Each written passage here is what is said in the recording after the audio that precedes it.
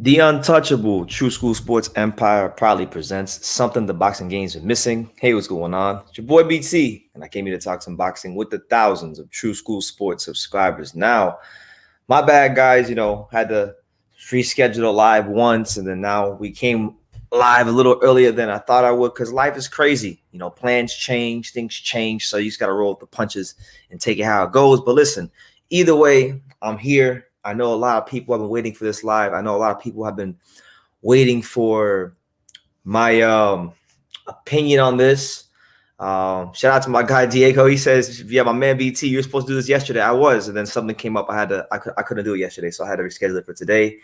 And I was supposed to do this later on today, but now I got to do it right now. Otherwise, I can't do it later. So, you know, I'm gonna give people some time. I'm gonna give people some time to get in here. To make sure. I want to make sure we have a good audience in here before I really start getting my points off. But if you're here, listen, do me a favor, smash that like button, so this video can get out to as many people as possible. Because listen, man, people need to hear the truth. People need to hear the unfiltered, unadulterated truth. Because truthfully speaking, ain't nobody else in YouTube, in boxing at least, gonna give you the truth. Ain't one person gonna give you the truth. So I'll definitely be giving you guys the truth. But yeah, shout out to everybody wherever you're at in the world.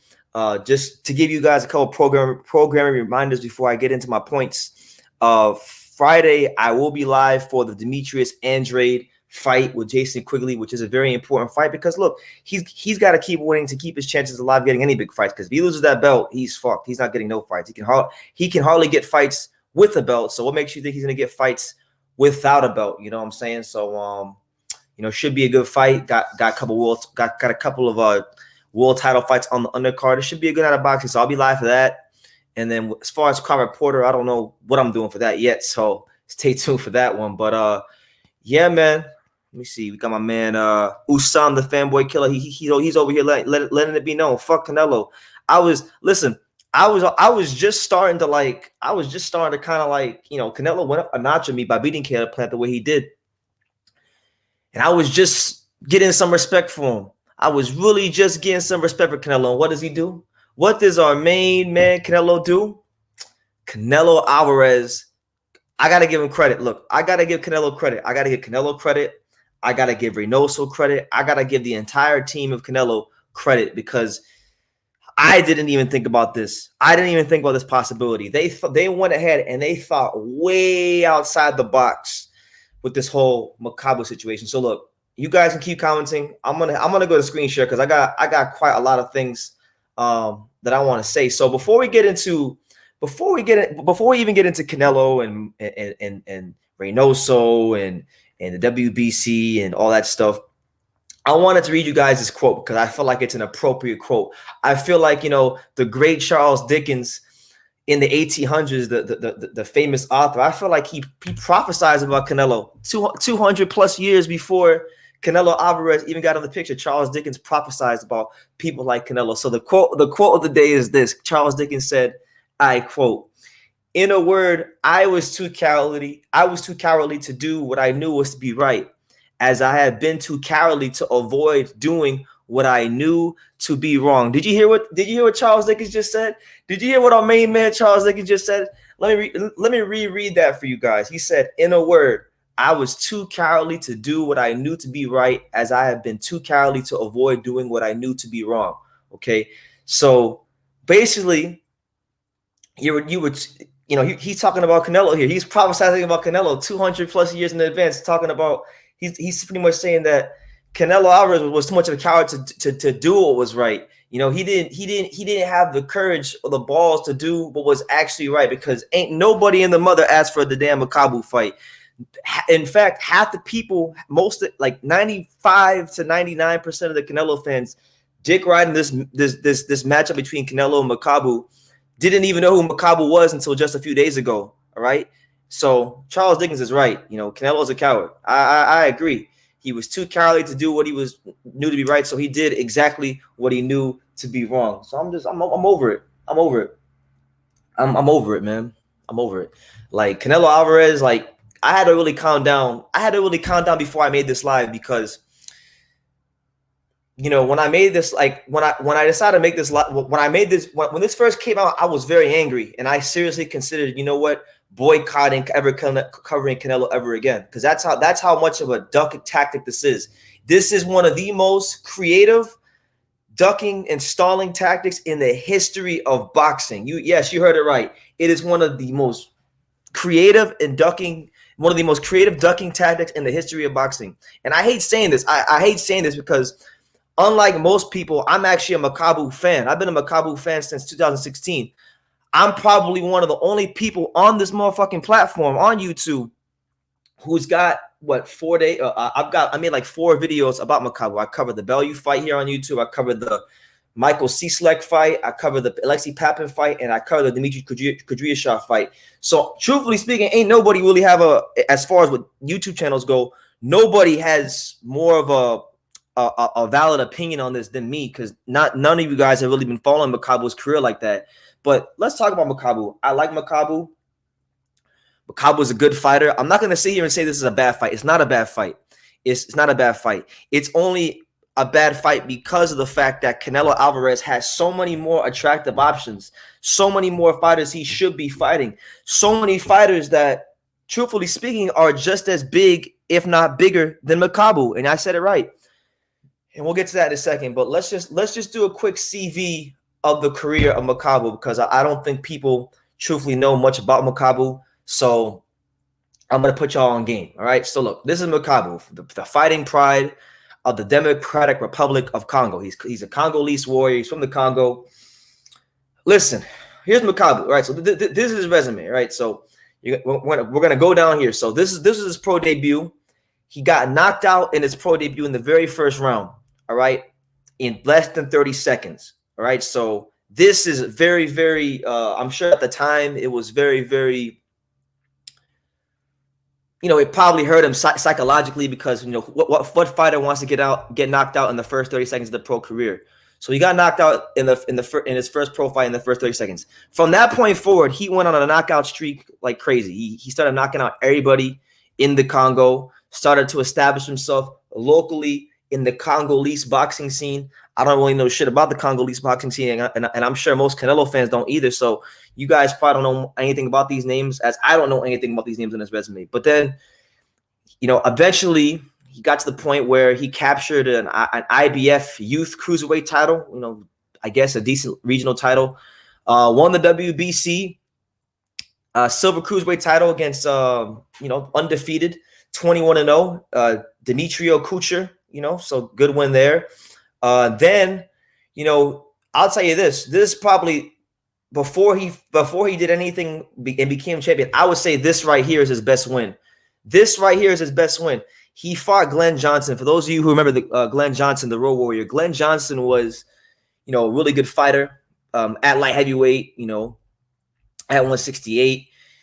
He was obviously very famous for his wins over Roy Jones and Tarver. He was 2004 Fighter of the Year. And you see where Glenn Johnson from. He's from the town. He's from South Florida. So I like Glenn Johnson. I'm a Glenn Johnson fan. But look, Glenn Johnson is a veteran of what, 77 fights. So in 77 fights, in 21 losses, he's only got knocked out twice in those 21 losses. He got knocked out against Makabu. Makabu became only the second person to stop him in his only fight at cruiserweight. And then that was the first time he'd been knocked out since when? Since what, 97? When he was knocked out against Bernard Hopkins. So what this lets us know is that Makabu can punch. His punching power is real, you know. He also fought Thabasio Mchunu, who was also somebody that fought Usyk, another good fighter in the African boxing scene. Mchunu's beating guys like Denis Lebedev. Mchunu beat Richard Blanotniks, who Joshua Buatsi fought. So Makabu is not a bum. Makabu's got good guys on his resume. Makabu can fight. There's no ifs, ands, or buts about it. Makabu can fight. Okay. Then when he got here, right, he fought Dmitry Kudryashov. Kudryashov's one of those guys. All of his fights have either ended by knockout or he's been knocked out. You know, so when he fought him, this was looked at to be a dangerous fight with Makabu going in as a slight favorite.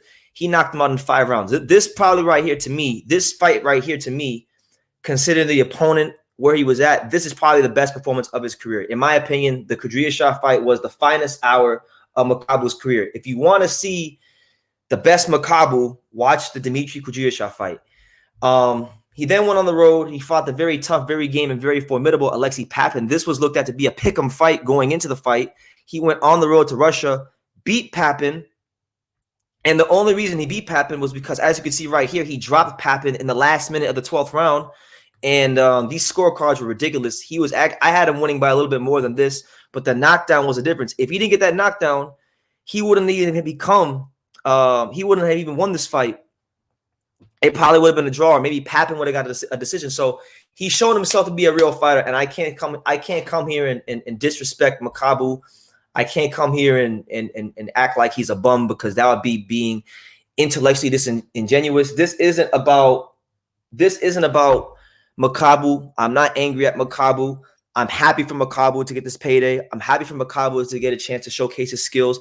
I'm happy that more people know about Makabu, because I've been saying for a little bit of time in my Makabu videos that I think he's one of the most underrated fighters out there. So now that he's fighting Canelo, no longer will he be underrated. Now he's practically a household name. And I hope, for his sake, whether win, lose, or draw, that he goes in there and he shows a great showing. I hope he gives people a great show. I think it would be the greatest thing in the world for boxing if Makabu could win this fight. But I just don't think he can win this fight. It's not because I don't think he's a good fighter, but I don't think he can win this fight, because I don't think the powers that be in boxing will allow him to win this fight. I truthfully don't. Makabu, I mean, let's just be real. Let's stop being delusional.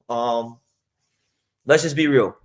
Canelo Alvarez is the biggest money-making machine boxing has to offer. He's got everything in his back pocket. He's got the WBC in his back pocket. He's got the judges in his back pocket. He's got everything. And if y'all thought that Caleb Plant had no chance against Makabu, Caleb Plant has less behind him than Makabu had. Caleb Plant at least had Luis de Cubas. You know, he had some good boxing people behind him. When we talk about Makabu, no, as far as the powers that be within boxing, nobody gives a fuck about Makabu. Just being honest, nobody gives a fuck about Makabu. So unless he's gonna nail Canelo to that canvas, there is absolutely no way in hell Makabu can win this fight. And I would love to see him win the fight. Like I said, I'm a Makabu fan, but if he somehow does win this fight, they should make a movie about Makabu. They should make a movie about him, because that's really the kind of underdog I think he is in this fight. Now look, if we look at the dimensions, right? Makabu is 34 years old. He's 6 feet tall with a 74-inch reach, right? He's not much bigger than some of the guys at 168. A lot of people are saying, "Oh, well, look at Canelo. He's going to 168, or he's going to Cruiserweight. He's Escribiendo la Historia, all that stuff." But come on, man. He's fighting the weakest champion at Cruiserweight. And I don't like saying that, because Makabu is a personal favorite of mine. But I got to be real. He's fighting the weakest champion at Cruiserweight. And he's also fighting a guy in Makabu who, if we look at his reach, right? His reach isn't much bigger than the guys at 160 or the guys at 168. You think I'm playing? You think I'm playing with you? Okay. When he fights Canelo, he's gonna have Makabu will have a slight 3.5-inch reach disadvantage, right? So Canelo's pushing a 70.5. Makabu is pushing a 74, right? Makabu's a 74, which is not much longer than one Demetrius Boo Boo Andrade. He's only a 1/2 inch longer than Demetrius Boo Boo Andrade. So I'm just saying, man, you can fight a guy with a 74-inch reach advantage, but with 2 losses at Cruiserweight, but you can't fight a guy with a 73.5 reach advantage with 0 losses, who has the same record Billy Joe Saunders had when you fought him, 30-0, because that's what Billy Joe Saunders was. Billy Joe was 30-0 when he fought Canelo with like 14 knockouts. But Boo Boo is 30-0 with 18 knockouts. So I'm just saying, man. I'm just saying. You can't fight the guy who's 6 feet tall with a 73.5 reach advantage, who's 30-0, who's a 2-division champion, but you'll fight the guy who's 6 feet tall with a 74-inch reach, but with 2 losses and 2 knockouts. Come on, man. Come on. This ain't no risk. It's not no damn risk. Like, it's not a risk. Canelo Alvarez. Okay, let's just call a spade a spade. Let's call a spade a spade. Listen, God forgive me, and whatever. But I think Makabu is gonna take a dive. I truthfully think Makabu will take a dive in this fight. Just like many Canelo Alvarez opponents have. That's where I'm at with it. That's where I'm at with it. I mean, think about it. Let's just think about it. Makabu is from a poor country. Makabu probably hasn't made a lot of money because there's not really many big fights on his record. In fact, if any of you guys have actually watched Makabu's career, you would know two things. You would know that, number one, when Makabu fought Michael Cieslak right here in 2020, the production was so low budget and it was so bad that they couldn't even time the rounds properly. If you go back and watch the fight, there were some rounds where they fought over 3 minutes. Like, they literally fought over 3 minutes, and sometimes they were under 3 minutes because that's how bad the production was in the Congo. And then if you knew anything about Makabu's career, you would also know. Hold on. Because y'all pissing me off, man. Y'all talking about Makabu this, Makabu that. Y'all motherfuckers don't know anything about Makabu. I'm a real Makabu fan, and I'm not gonna sit here and say he didn't fight nobody. He fought Alexei Papin. He fought Bellew in one of the greatest cruiserweight title fights I've ever seen. But he's not no killer like everybody's making him out to be. And this is coming from somebody who loves Makabu. But Makabu, Don King. All right. So look, I already told you guys that it was a really, really low budget production in the Congo, right? This is the same Makabu who just about a year ago, this is the same Makabu that signed a deal with Don King. He signed a deal with Don King. And you know Don King. Listen, you guys know Don King's robbing these fighters. Look, here's your boy Makabu with Don King himself. There he is, your main man, 50 grand, Lalanga Makabu, the WBC Cruiserweight champion with Don King just last year. He signed a deal with Don King, and then that turned really messy. He fought Michael Cieslak, right? He fought Michael Cieslak in the Congo, right? And when he fought him, Don King didn't want him to fight there, so Don King actually had sent Makabu a cease and desist letter. Look, Don King, January 6, 2020. Don King calls for cease and desist letter from the Makabu fight. So y'all mean to tell me Makabu, y'all think Makabu's rich? Y'all think Makabu got paper like that? Y'all think Makabu won't take a dive? Come on, man. Let's be real. I'm not saying he's a cherry. I like Makabu. But I'm just saying, you guys seriously don't think he'll take a dive like Kovalev? Like other fighters Canelo's fought? Come on, man. He doesn't have money like that. This is the biggest payday he's ever going to make. So the powers that be are not going to allow Makabu to win. I'm sure it'll be an entertaining fight, and then he'll take the dive. Because, look, yeah, everyone always talks about, oh, Don King stole money from his fighters. Don King's this, Don King's that, Don King's piece of shit. Okay, we'll keep that same energy. If he stole money from everybody else, then that means he stole money from Makabu, which means that Makabu can't have a lot of money, which means that if Makabu was offered a lot of money to take a dive, he will, in fact, take a dive. So I'll let y'all marinate on that for a second, and we'll get to some comments. So shout out to everybody here. It's your boy BT, the untouchable True School Sports Empire. Muller 2070 says, well done, Canelo, making Charlo, Andrade, etc. make their own legacy and not get a payday. Those guys are making a listen. Boo Boo Andrade will make a legacy with or without Canelo because nobody's going to beat him. Canelo not beating him, Charlo not beating him, Quiggy not beating him, Beterbiev ain't beating him, Benavidez sure as shit ain't beating him. Nobody's beating him, so he'll make a legacy without Canelo. But I'm glad you brought that up. I'm so happy you brought that up because the only reason Canelo's doing this, let's be real, the only reason he's doing this is because Benavidez had just worked his way up into mandatory position. People were clamoring for that fight with Benavidez, but now the casual who don't know shit about Makabu will give him a pass. They'll give him a pass for fighting a cruiserweight they've never heard of who's already been stopped 2 times. And that's a fact. You can't refute that. Makabu has already been knocked out twice. He got knocked out on his pro debut, and he got knocked out against Tony Bellew in 3 rounds. So essentially, you guys are giving Canelo credit for fighting a Tony Bellew leftover. And is Tony Bellew a Hall of Famer? Absolutely not. And I like Tony Bellew, but no. So what Canelo is doing, you're right. He wants Charlo and Andrade to fight each other because he doesn't want to fight either of them. All right. They both fight each other. One of them gets knocked off, right? Then, and I'm pretty sure he's praying to God it's Andre, but if it's Charlo, cool too. he don't got to fight whoever loses that fight. So that's one person less he has to worry about. If Beterbiev and Bivol fight and they knock each other out or one of them loses, then that's one less person he has to worry about. So instead of having 5 people he's got to worry about, because right now he's got about 5 people that people want to see him fight, whether it's Bivol, Beterbiev, Andre, Charlo, Benavidez, there's 5 people that people want to see him fight. And any one of those 5, I think, would be a good fight. But if, let's say, 2 of those fights happen, right? That's 2 less people you got to worry about. So that's only 3 people. Then you could pick the easiest one of the bunch of those 3 and duck the other 2. Come on, man. I give Canelo credit. He's smart. He's really smart. Because I never even thought about that. If Canelo loses, he'll make money and he'll still be number 1 because we'd be like, oh yeah, we all knew that was a big challenge. No, he's not number 1 now. He's not number 1 now. He's not even number 1 now. Did Alexander Usyk just die and go off the face of the earth? No, so he's not even number 1 now. Canelo Alvarez didn't do what Usyk did. Usam said, man, miss with that bullshit. Tony Bellew knocked his ass out. The guy never touched $1 million in his life. He will lay down like the big useless dastard that he is. Yeah, I think. Listen, I like Makabu, but he did get laid out by Bellew.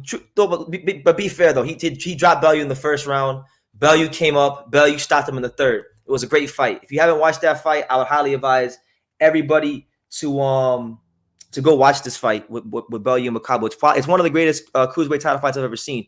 So I'm sure it'll be an exciting fight, but he's taking a dive. I'm sorry. He's gonna take the dive. Like it's 100% happening. Don't even like hold your breath on it. It's definitely happening. And then Canelo will come back to, what is it, 160. Oh, you know what? I'm gonna tell you what he's gonna do. I'm gonna tell you what Canelo's gonna do. He's gonna beat Makabu, right? I just thought about this. He's gonna beat Makabu, right? He's gonna come back to 168. If I'm not mistaken, I could be wrong, so y'all can feel free to correct me. But I was just reading that John Ryder is actually the WBA mandatory for Canelo. I could be wrong, but they were saying that John Ryder is a WBA mandatory. So if John Ryder is WBA mandatory, and let me see the rankings right quick. If John Ryder is WBA mandatory, then that means that Canelo has another excuse. He could say, well, oh, I never fought in England. I want to fight in front of the British fans that have supported me all these years. So then he can fight in England. I can see that happening. This BS is Canelo versus Kovalev 2.0. They're gonna praise Canelo just because of the weight class. Exactly. When in all reality, Makabu is no bigger than Demetrius Andrade or Benavidez. In fact, Benavidez actually has longer arms than Makabu. You know, he's no bigger than all the guys that were clamoring to see Canelo fight. Makabu is no bigger than them. He's boxing, man. Like, y'all gonna sit here and say Boo Boo Andrade is doo-doo, but Boo Boo Andrade didn't get knocked out in his fucking pro debut. He didn't get knocked out in his pro debut. Y'all want to sit here and talk about, oh, Demetrius Andrade is trash. He's a 2-division champion. He's undefeated, and he didn't get knocked out in his pro debut. But y'all want to sit here and tell me that a guy that got knocked out by Tony Bellew in 3 rounds and that got knocked out in his pro debut in less than 30 seconds is better than Demetrius Andrade. Please miss me with the bullshit, because I'm not having it. Makabu lost his last fight, in my opinion. On top of that, he has no threat to Canelo. From what I've seen, he's Canelo forced down our throats. I don't care. People say he is. And look, Makabu, like, he's a good fighter. Like, he's got a big left hand. He's a southpaw, so he's got a big left hand. If Canelo can take away that left hand, Makabu is essentially a useless fighter. He's like the bootleg. He's the bootleg Adonis Stevenson, in my opinion. Not as talented, don't punch as hard, but like the way he attacks, there's things in his skill set that are similar, but he's not like at that level. He's not like an A-level fighter like Adonis Stevenson, but he's similar in the sense that he's the kind of fighter that he uses his jab to decoy the left hand, and everything about his skills is all about his left hand. Everything's about his left hand.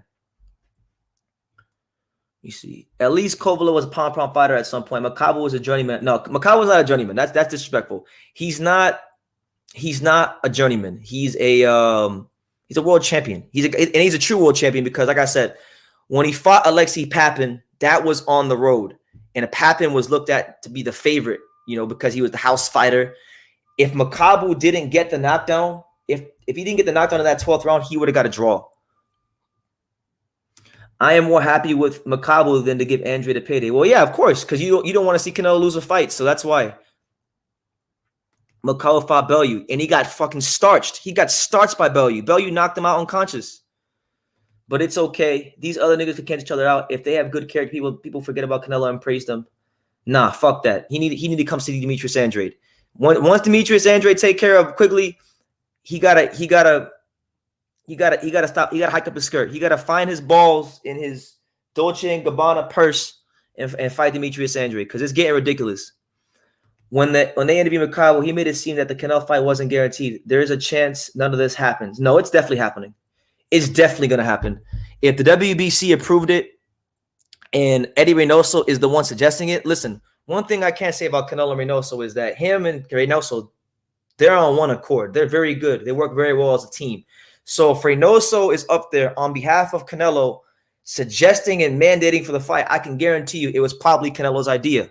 I guarantee you it was Canelo's idea. I guarantee you Canelo told him this out to mandate for that fight, because even though I think he would beat the shit out of Dave Benavidez, and I think Dave Benavidez is overrated, you know, why fight him when you could freeze him out and you could fight Makabu, who's already lost twice, who's already been knocked out twice. Whether Canelo wins that fight, loses that fight, or draws in that fight, he's not going to get any criticism from anybody in the mainstream media. He's not going to get any criticism from anybody. Who can beat Makabu from 168? Well, I'll name you a guy from 60 who could beat him. Andre would beat Makabu. Benavidez, I'd have as his favorite against Makabu. Bivol could beat Makabu. Beterbiev could beat. They could all beat Makabu.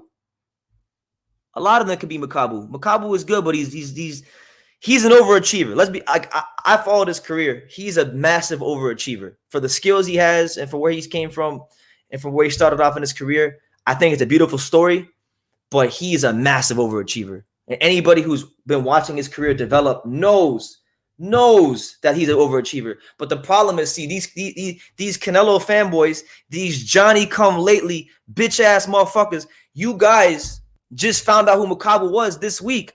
I've been following Makabu since 2016, so me and you, we are not the same. We are not the same. Shout out to everybody here, man. Much love to everybody. Whether you agree or disagree, I appreciate you being here. Why doesn't Andre fight GGG? Because punk-ass GGG is fighting Ryota Murata. Why are you asking stupid questions, Moeller? I love you, Moeller, but why are you asking stupid questions?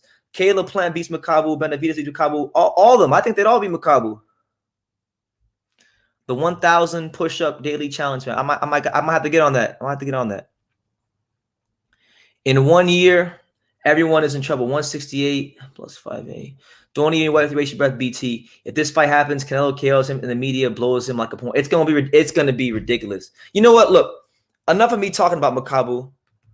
Let's look at Makabu. Let's take a look at Makabu, right? Let's take a look at Makabu for ourselves, and you guys can be the judge. Now, I'm not gonna say that he can't fight. He can fight. I never once said that Makabu was a bum. You guys are saying Makabu was a bum. I'm not saying that. Look, so this is Makabu. This is the guy right here. You guys tell me, all right? You guys tell me, what do you guys think about Makabu? So look, here he is training Makabu with the Grant boxing gloves.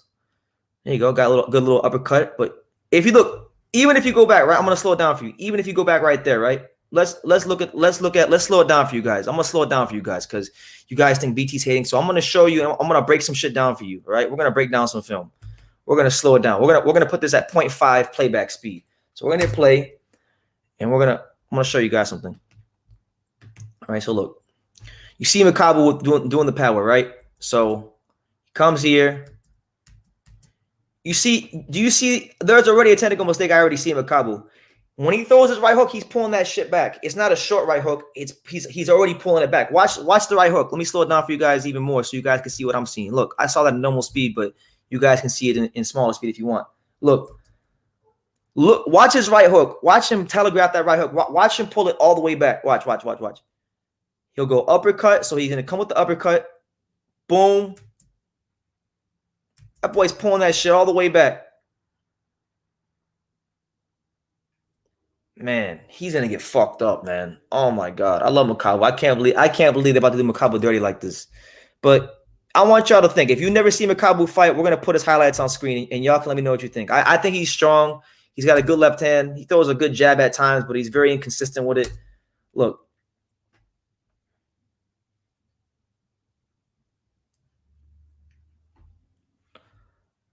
There we go, Makabu. I've watched almost all these. I watched some of these fights in the highlights. Like I watched Papin fight. I watched Bellew, Cieslak, Kudryashov. Here's the fight Kudryashov. He works down with the jab. But look how stationary Kudryashov is. He's not gonna have that kind of time with Canelo. Canelo ain't gonna be there like that. He's got a good little uppercut. He slaps with the right hook. His best punch is anything he does with the left hand. So whether it's left uppercut or the straight left, his best punch is the left hand. So all you got to do to beat Makabu is take away the left hand. If you can neutralize the left hand, you will beat him. That's what Bellew did. When Bellew fought Makabu, Bellew took away the left hand.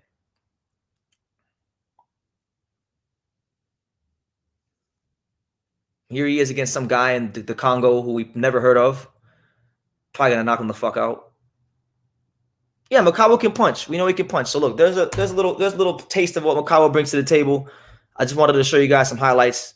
But yeah, what do you, if you guys have never seen Makabu fight, what do you make of Makabu's skills? I think he's good, but he's not like an elite creme de la creme fighter. Canelo is. Are you saying that Makabu will take a dive for millions? I would bet my house on it. Like I would bet my house on it. Makabu can rock Canelo. Canelo on David's Kel's 5'7", he's not even close to a cruiserweight. He can rock him. I never once said he couldn't rock him, but that's about it. You know, if Canelo takes away the left hand, which I believe he will, he's going to win the fight easily.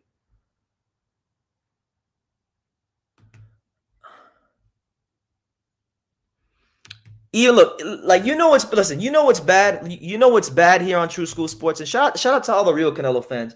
You know what's bad here on True School Sports when you have the Canelo fans that I normally argue with agreeing that this is a cherry pick. All right. Gustavo, shout out to you. He says, I love Canelo, but he's cherry picking. You know, it's a good fight, but if you beat Canelo, we'll make a movie. If you beat Andre, no. Whatever that means. Okay, cool. Canelo is taking a big risk. Makabu will KO Charlo and David B at cruiserweight. Yeah, absolutely not. This is the same Makabu that got his ass parked by Tony Bellew. The same Tony Bellew that when he was at light heavyweight got a draw with Nathan Cleverly. They had to do 2 fights because he had a draw with Nathan Cleverly. Don't tell me that a guy who got knocked out by a guy who had a draw with Nathan Cleverly is going to knock out Jamal Charlo. Maybe Charlo, because Charlo's pretty overrated, but he's not knocking out David Benavidez. You're a joke, bro. Hating. I'm not a joke. You're a joke. Your Canelo picture is a joke. Your dick riding at Canelo is a joke. I'm just speaking the truth. And if I'm a joke, listen. And if I'm a joke, right? Is that what you do with your spare time? Is your life so miserable? And are you so pathetic that you have to watch people on YouTube that are jokes? Because for me, if I don't like somebody on YouTube, I just don't fucking watch them because I got better things to do with my time. So you must not have a lot of things going on in your life if you're over here watching somebody that is a joke. Shout out to everybody here. Let me see. Dude was knocked out by Bellew. Exactly. Andrade ain't no killer. He's enough of a killer for Canelo to duck him for like what 6 years? What we going on 6 years? I think next year 2022 will make it about 7. So we're getting close to a decade. Nah, he's not a bad fight. Like he's not a bad fighter, but I gotta give him credit. Like I have to give him credit. This is the most creative ducking and stalling tactic in the history of boxing. Hold on, I see a comment from one punk ass motherfucker. Let me get to it. Where is it? Let me go all the way to the bottom. If I skip your comment, I want to go to this guy. Enrico Munoz says, "You're hating again. How come nobody else is doing it?" I'm a hater. Ain't no hating here, brother. Listen, I'm most people like yourself are too soft and have too much have too much sensitive skin. So what you do is you call people who give you the objective truth. You call us haters because you have no critical thinking skills and you lack intelligence. You lack the ability to think for yourself. So you call people haters. I'm no hater. I like Makabu. I don't want to sit here and talk bad about Makabu. I'm a fan. I was hoping Makabu would fight like Breedis or Isaac Chamberlain or somebody else like that, but he's fighting Canelo because Canelo Alvarez is scared to death to fight Demetrius Andrade. Canelo Alvarez don't want any smoke with Benavidez, which is crazy to me because he should beat Benavidez. He's a better fighter. He's a better fighter than Benavidez all the way around the board. All the way around the board. He's a better fighter than Benavidez, but he don't want to fight him for some reason. But I'm the hater. Doris Chen, shout out to the lovely Doris Chen out there in Atlanta, Georgia. Hope you're doing good, Doris. Good to see you. Yeah, man, the Canelo fanboys, I don't know what it is with them. They're beta males. They call me a hater. Well, let me ask you guys this.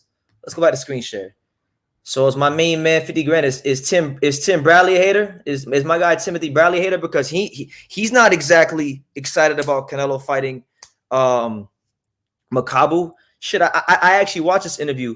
He didn't even say his name right, and neither did Sean Tatel. So I know Sean Tatel, who covers boxing for Fight Hype. I know he don't know. I know he didn't know who Makabu was either. They were calling him Makabu. They were calling him Makabu. But here's what Timothy Bradley said. He said, I quote, "It's a fight," and he's talking about Benavidez, I think. No. He's talking about Benavidez and all other fights. He said, it's a fight that they're asking for. The fans are not asking him to go up to Cruiserweight to fight some dude we don't know. He then went on by saying, he says, I don't know nothing about Noah Makabu. I don't care what he is. I don't care who he is, but nobody knows who he is. Like I said, it's orchestrated greatness, bro. And you know what it is? I'm gonna say this. And shout out to Timothy Bradley for speaking the truth. Timothy Bradley is a good guy. I had a chance to meet him early this year. He's actually a viewer of the channel, so I love meeting Timothy Bradley. But I'll say this: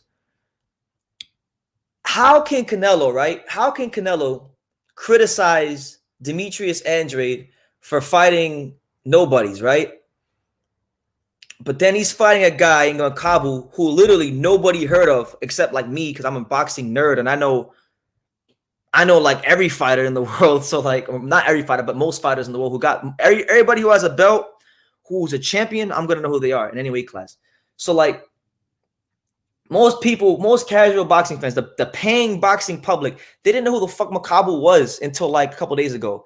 Now all of a sudden, you guys want to sit here and say Makabu's a killer when you guys haven't even watched Makabu fight. Most of you probably didn't even know that Makabu got knocked out in his pro debut. I mean, God forbid, let's go out to screen share, right? So we know Canelo's going to Cruiserweight, right? How come he didn't call out? Where is he? How come he didn't call out this Cruiserweight? Why didn't he call out this guy? I thought Canelo loved fighting British fighters. Why didn't he want to call out this British fighter? He was okay with fighting Billy Joe Saunders. He was okay with fighting Matthew Hatton. He was okay. He loved the Brits. He loved the Brits. But all of a sudden, when it comes to fighting a dude from Hackney, London, and I'm not even a Lawrence Okoli fan like that, but we know why Canelo don't want to fight Lawrence Okoli. You guys see a highlighted 6'5", 82-inch reach. That would be a challenge. Like if Canelo beat him, that would be a challenge. Guy's undefeated. I mean, he's beaten better fighters than Makabu has. He knocked out Krzysztof Glowacki in 6th round. He parked. He nailed Glowacki to the canvas. He beat undefeated Isaac Chamberlain. He's beat better fighters on his resume than Canelo. But no, Canelo don't want to fight him. Why not? He's a champion. He's a cruiserweight. He's British. I thought Canelo wanted to fight in the UK. I thought Canelo liked fighting British fighters. All of a sudden, he don't like fighting British fighters now? Come on, man. Doesn't make sense to me. Doesn't make sense. Why not fight Lawrence Okoli? Why not call out this Brit? I would have loved to see him call out this Brit. See how he would have did with a guy that tall, since he's so great. Since you guys are saying he's the best fighter in the world and he wants to go to cruiserweight, why not fight a guy who's properly a cruiserweight? This guy's a cruiserweight. Why not fight Breedis? No, you couldn't do that. You had to cherry pick the weakest cruiserweight on planet Earth that has a belt. And it does me no good saying that. It does me no joy saying this because, like I said, I like Makabu, but it is what it is. G Funky Boxing, what's good? Champion says, I'm not a fan of the move by Canelo, but he can do what he wants. He's a cash cow. Fuck that. No, nobody's above the competitive integrity of boxing. Nobody. With great power comes great responsibility. And if you're the best fighter in the world, well, start fighting the best fighters. Start fighting them. You know, I gave him some credit for the planned fight. I thought that was a good win. I was wrong. I was humble enough to admit I was wrong, and I was just getting on his side. Like I was just getting on his side. He was winning me over a little bit. Now he pulls this shit. Unbelievable. Some of you are just biased against Canelo. I'm not biased against Canelo. Just want to see him prove. I just want to see him prove that he is what he says he is.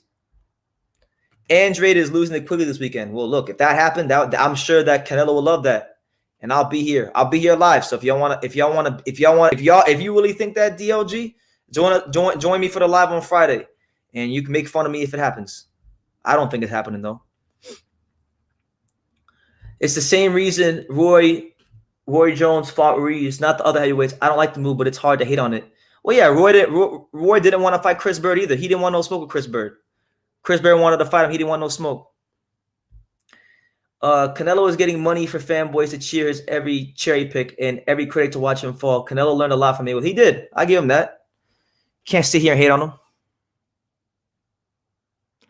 First Caleb, then he beat him by knockout. Now I'm finding something else. No, I gave him credit for the Caleb fight. I never once discredited him for the Caleb fight. He won the Caleb fight. He stopped him. He showed great ability to adjust. I was man enough to humble myself. I was on his side. I was over here just saying, look, Benavidez was gonna get beat the shit out of by Canelo, and they were doing him a favor.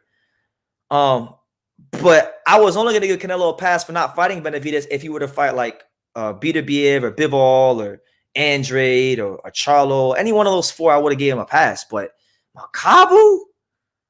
Ain't nobody asking about no damn Makabu. Exactly. Shout out to my guy Christian Carranza. He says Makabu is strong. He doesn't have the skills to beat Canelo. This is a setup. It's a big setup. It's a massive setup. So who's your favorite fighter? Is he doing more? My favorite fighter already did more than Canelo. He can retire right now, and he already did more than Canelo. His name is Roman Chalatito Gonzalez. He already did more than Canelo. He beat better fighters than Canelo. He took more risks than Canelo. He's a better fighter all the way around the board than Canelo. So yeah, to answer your question, yeah, he did. The irony is Canelo is capable of beating Benavidez. So why is he exactly Benavidez? Listen, Benavidez, as I went out of my way to say many times, all right. Benavidez is basic. There's nothing special about Benavidez. Benavidez is probably at this moment in time the most overrated fighter in boxing. So why on God's green earth is Canelo Alvarez ducking him? He's a freaking hype job. Canelo would ruin him. Fight him. Fighters in the past have made moves like this. If we had one champion division, this stuff would happen. I agree with that. I actually agree with that. The fact that there's so many belts, it's diluted the true meaning and the true sense of what it means to be a world champion. Anybody's a world champion now. Anybody. Like you think about it, right? Let's do some simple math, right? You've got what, 4 world champions per weight class, right? So you got 4 world champions per weight class. There's about what, 17 weight classes? Now with Bridgeweight, there's 17 weight. There were 16 weight classes. Now there's like 17 weight classes. So we won't count Bridgeweight. We'll just do 4 times 16. 4 times 16 is what? 4 times 16 is what? 4 times 16. I'm no mathematician. That's like what? 64 world champions. So you got about 64 world champions. So you mean to tell me 64 guys in the world are the best? That's not how it works. Fighters from the past made moves like this. No, they didn't. You're telling me. Name me a fighter in modern boxing. I'm not talking about like the 1920s when you had like Charlie Burley and Black Murderers Row and all that stuff. But name me a fighter in modern boxing who has ducked and avoided a fighter blatantly and told you to your face 3 separate occasions, I'm not going to fight him because he's boring and he's horrible. Like Canelo has with Andrade. You know, we're going on 7. We're going on 7 years, guys. We're going on 7 years. There's no excuse for any fighter to duck a fighter for 7 years. The Assassin DJ says, Boo Boo is willing to fight everybody. The problem is they don't want to fight him, but yet he gets bashed for fighting nobody. Come on, that's fucking whack. It's whack. You guys are saying he fights nobody, right? You guys are saying he fights nobody. He wants to fight a somebody to prove that he is a somebody, but you say he can't fight a somebody, so he has to fight the quote unquote nobodies. And the nobodies are the only ones that have the balls, like Jason Quigley. So much respect to the Irish warrior, Jason Quigley. I've watched him for many years. Not the best fighter in the world, but not a bum either. I'll be a fan of him for the rest of his career. And I have more respect for Jason Quigley than I do for Canelo, than I do for Charlo, than I do for a lot of these fighters, than I do for Munguia, because Jason Quigley has shown that he has the balls to step in the ring with the best fighter from 160 to 168. And if you don't think he's the best fighter from 160 to 168, then tell Canelo, Golden Boy, prove it. Like, just prove that he isn't. If he sucks, prove it. I'm gonna tell y'all guys this, right? I don't want to get too off topic, but I want to really tell you guys about this. I won't get too far into detail, but I'll get far enough into detail so that you guys have an idea of what I'm talking about. So after the Munguia Rosado fight, right? I got very upset. About how Chris Mannix was interviewing Munguia, and how Chris Mannix was basically saying, he was asking Munguia about everybody under the sun for his next fight except Andrade or Charlo, which he's ranked #1 in the WBO and the WBC simultaneously. So either Charlo or Andrade would be sensible fights for Munguia. I would say probably Andrade a bit more because they're both on the same network on DAZN, so it's easier to make. So I got very upset, and I went and I messaged a certain matchmaker. I messaged the matchmaker, and I told him that I want to see Munguia against Andrade, and that I think it would be a good fight. And this matchmaker, and you can take a guess who it is. He was pretty much saying it was the Golden Boy matchmaker, Roberto Diaz. He was pretty much saying to me that Andrade runs and hugs, and he doesn't think it'd be an entertaining fight, and this, that, and the third. And he just gave me the kind of answers that led me to believe that it wouldn't be the most entertaining fight. Fuck it, it was Roberto Diaz. I messaged Roberto Diaz on Instagram, and he didn't seem too keen on making the fight. And I'm supposed to meet up with him next month in Texas at the Gilberto Ramirez fight, because I'm going to be at the Gilberto Ramirez fight to support Nisa Estrada. Me and him are supposed to meet up and talk, and hopefully your boy BT can use the little bit of influence I have in boxing, if I have any, to try to push for Munguia to fight Andrade, because it's getting ridiculous. You see, Canelo has a lot of balls to face a cruiserweight. He's fighting a cruiserweight that's smaller than Andrade. What are you talking about? He's fighting a cruiserweight that is smaller than Demetrius Andrade. Oh my God. And plus, y'all don't think that you guys don't think that Canelo's gonna put a catch weight? I mean, this guy's putting catch weights for everybody. So why wouldn't Canelo Alvarez put a catch weight in for Makabu? Let's use our brains here. Munguia has been mandatory for the last 2 years. I don't know if it's 4, but like 2 years at least, minimum 2 years. He looked like doo-doo in his last fight. He won 10 rounds. He won 9 to 10 rounds his last fight. Who gives a fuck how you look? If you're effective, and you win 9 to 10 rounds, who gives a fuck how you look? It's not about what looks good. It's about what's effective. There's been many fighters in boxing history that didn't look good, but would win lots of rounds and win the fights easily. So who cares? It's crazy to disrespect the best resume in boxing, but give props to guys like Charlo and Andrade for being in the same division for 4 years.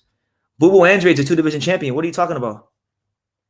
Best resume in boxing. You must be new to boxing. You must be new to boxing, because there's no way anybody on earth can say that with a straight face and say they watch boxing. No way. No way in hell.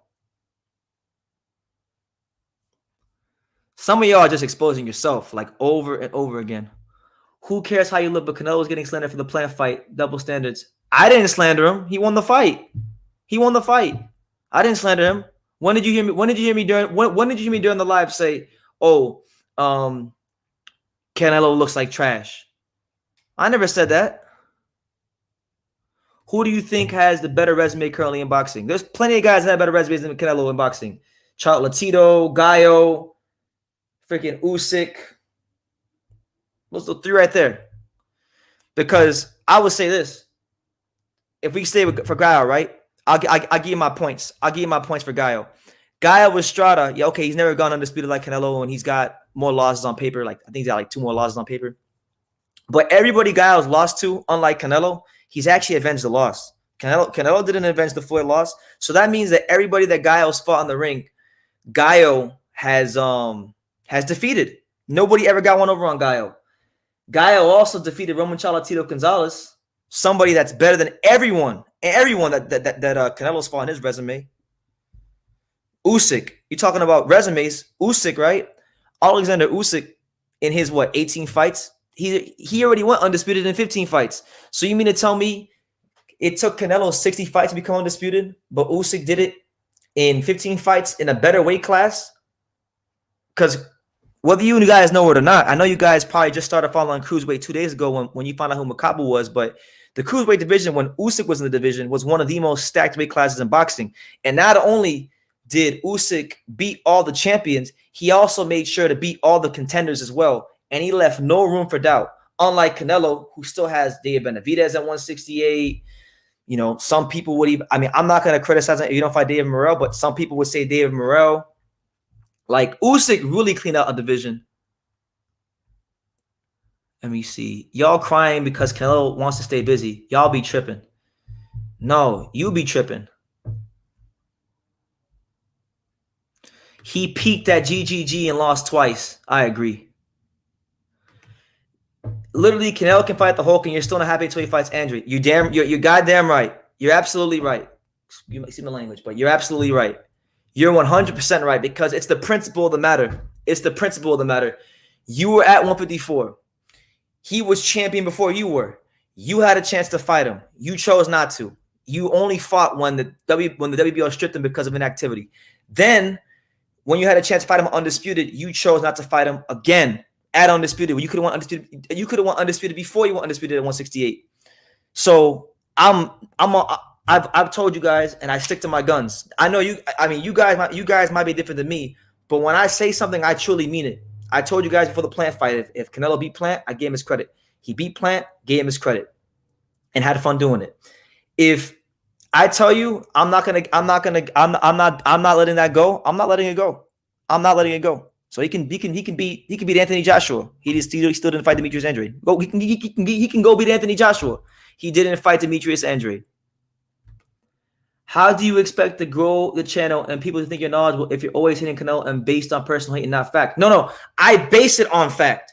When I sit here and I look in the camera and I tell you that Canelo Alvarez fought Matthew Hatton in his first world title fight at a contracted weight, he fought at a catch weight, his first world title fight against Matthew Hatton. It was a title fight for the 154-pound title, WBC junior middleweight title. He put in a catch weight for a world title fight to fight a welterweight. Then he didn't even have the common decency to make the weight that he put in the contract and had to pay Matthew Hatton $70,000 from his own purse. That's fact. I'm not hating. If I'm quote unquote hating, then let it not be because I'm hating on narratives, because I'm pushing a narrative. Let it be because of punk ass shit like that. When I tell you I don't like Canelo because when they were trying to get the Golovkin fight done, they stalled it. And he threatened to not make the fight happen because he wanted to fight Golovkin at 155. Like punk ass shit like that. There's like 5 options better than Makabu to fight, but he wants to fight the guy that got knocked out in his pro debut. These are all facts. You're the one that's a prisoner of the moment. You're the one that's dick riding Canelo. And look, I grow the channel regardless. It don't matter how slow the channel grows, how fast the channel grows. That number hasn't went down. I've been on YouTube for what? Number of years now. I don't really give a fuck if it grows slow or it grows fast. I'm gonna sit here. I'm gonna keep being myself. That number, my subscriber count. I mean, I looked at the numbers plenty of times. As far as the subscribers goes, it goes up a couple thousand subscribers every single year, and it'll go up a couple thousand subscribers this year. It'll go up a couple thousand subscribers next year, and it will never stop. So, fuck what you talking about? Y'all got me in rare form today.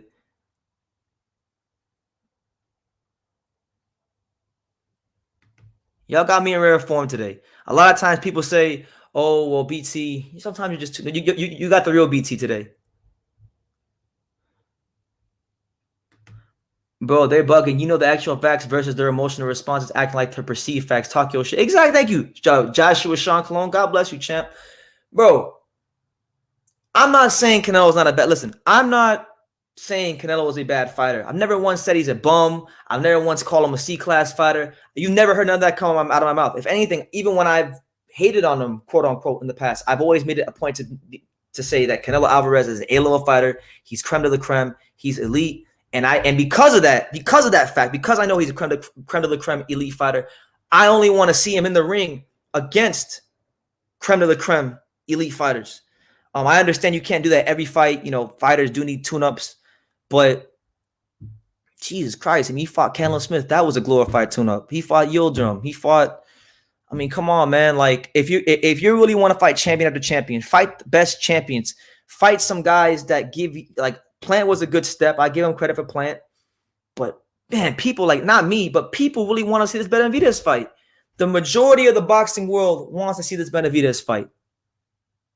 All right, not me. I could care less if it happened because I think Canelo beat the shit out of him. But if you're interested in giving the fans, the fights they want to see, why not give them the Benavidez fight? Benavidez is a Mexican American fighter, very marketable, got an entertaining style to most casual boxing fans. Like, make this shit happen. Make it happen. See. Here throwing YouTube channel definitely sounds like, hey, no one's talking about your channel. Yeah, but your punk bitch ass is on the channel, so I'm doing something right. If I got your punk bitch ass on the channel, JC, then that means I'm doing something right. Like, come on. Where is he? I see you, G Boogie. Where you at, Chum? I see the comment. He says, especially when Sergey Kovalev took a dive for Canelo. Yeah, that was horrible. But didn't Andre win 2 vacant titles? If we're speaking facts, he did. He did. The second time he won the vacant title, he was supposed to fight the great Billy Joe Saunders, the same Billy Joe Saunders that the Canelo fans like yourself, Dick Ride for beating. He was supposed to fight him, and then Saunders got caught, taking what he was taking. Andre tried to make the fight happen again, but Billy Joe didn't want to fight Andre. So you're gonna really blame him for that? The first one he fought Vandes Martirosyan. Was Vandes Martirosyan a bum? No, but yeah, okay, it was a vacant title. Benavidez fought Ronald Graville. And he won a vacant title, but y'all call him a killer. So are we keeping the same energy? Like, are we keeping the same energy for Benavidez and Andre? Or are we just only keeping the energy for Andre? Let me know. You're going to watch this fight regardless. I'm going to watch all the fights because I'm a boxing fan. This is a boxing channel. Maybe them other punk-ass channels that you follow, maybe they don't watch the sport. Maybe they'll skip out on fights. I don't skip out on fights. I'll watch this fight. I'll watch the fights this weekend. I'll watch the fights on UFC Fight Pass. I'll watch the Roy Jones Jr. boxing cards. I'll watch the Japanese boxing cards. I watch all the fights. I watch as much boxing as possible. I literally just watched. I was just live, like not even 48 hours ago, for Tim Tszyu in Australia. Ain't nobody talking about no damn Tim Tszyu. First, you said Canelo will lose to Plant. He needs to fight the American style. You got humble. Now you're piping again based on Andre. No, you're wrong. I was wrong. You're right about that. But I've always said, check my track record. You don't got to take my word for it right now in this moment. Go check my track record. Go back and look at the videos. Who's the guy that I've always wanted to see him fight? It's always been Andre. I like Plant. I thought Plant had a chance. Plant didn't get it done. I was wrong. Shout out to Hire with the $1.99 super chat. Canelo's going to fight Trevor Bryan for all. At this point, you know what? I could see it. Canelo Alvarez will go up to heavyweight and he'll fight Trevor Bryan, and then everybody will try to tell me Trevor Bryan's a killer. And I like Trevor Bryan. He's a fan of the he's a friend of the channel, but like he hasn't really done anything. He's best one in his resume is Stavern. So I could see that happening. And then people will say, "Oh my God, I can't believe it. He's fighting Trevor Bryan." But then when I try to campaign for Trevor Bryan and get fights, they say he's a bum and he don't deserve no big fights. So, we know it changes when Canelo fights people. When Canelo fought Plant, right? I was saying Plant's a good fighter. Credit to him for taking the fight. They said, no, Caleb Plant's a bum and he has no chance. But then when he beats Caleb Plant, they say, wow, Canelo is beating another undefeated champion. But he wasn't this great undefeated champion all of fight week or in the buildup. But when Canelo beats him, now he's a great undefeated champion.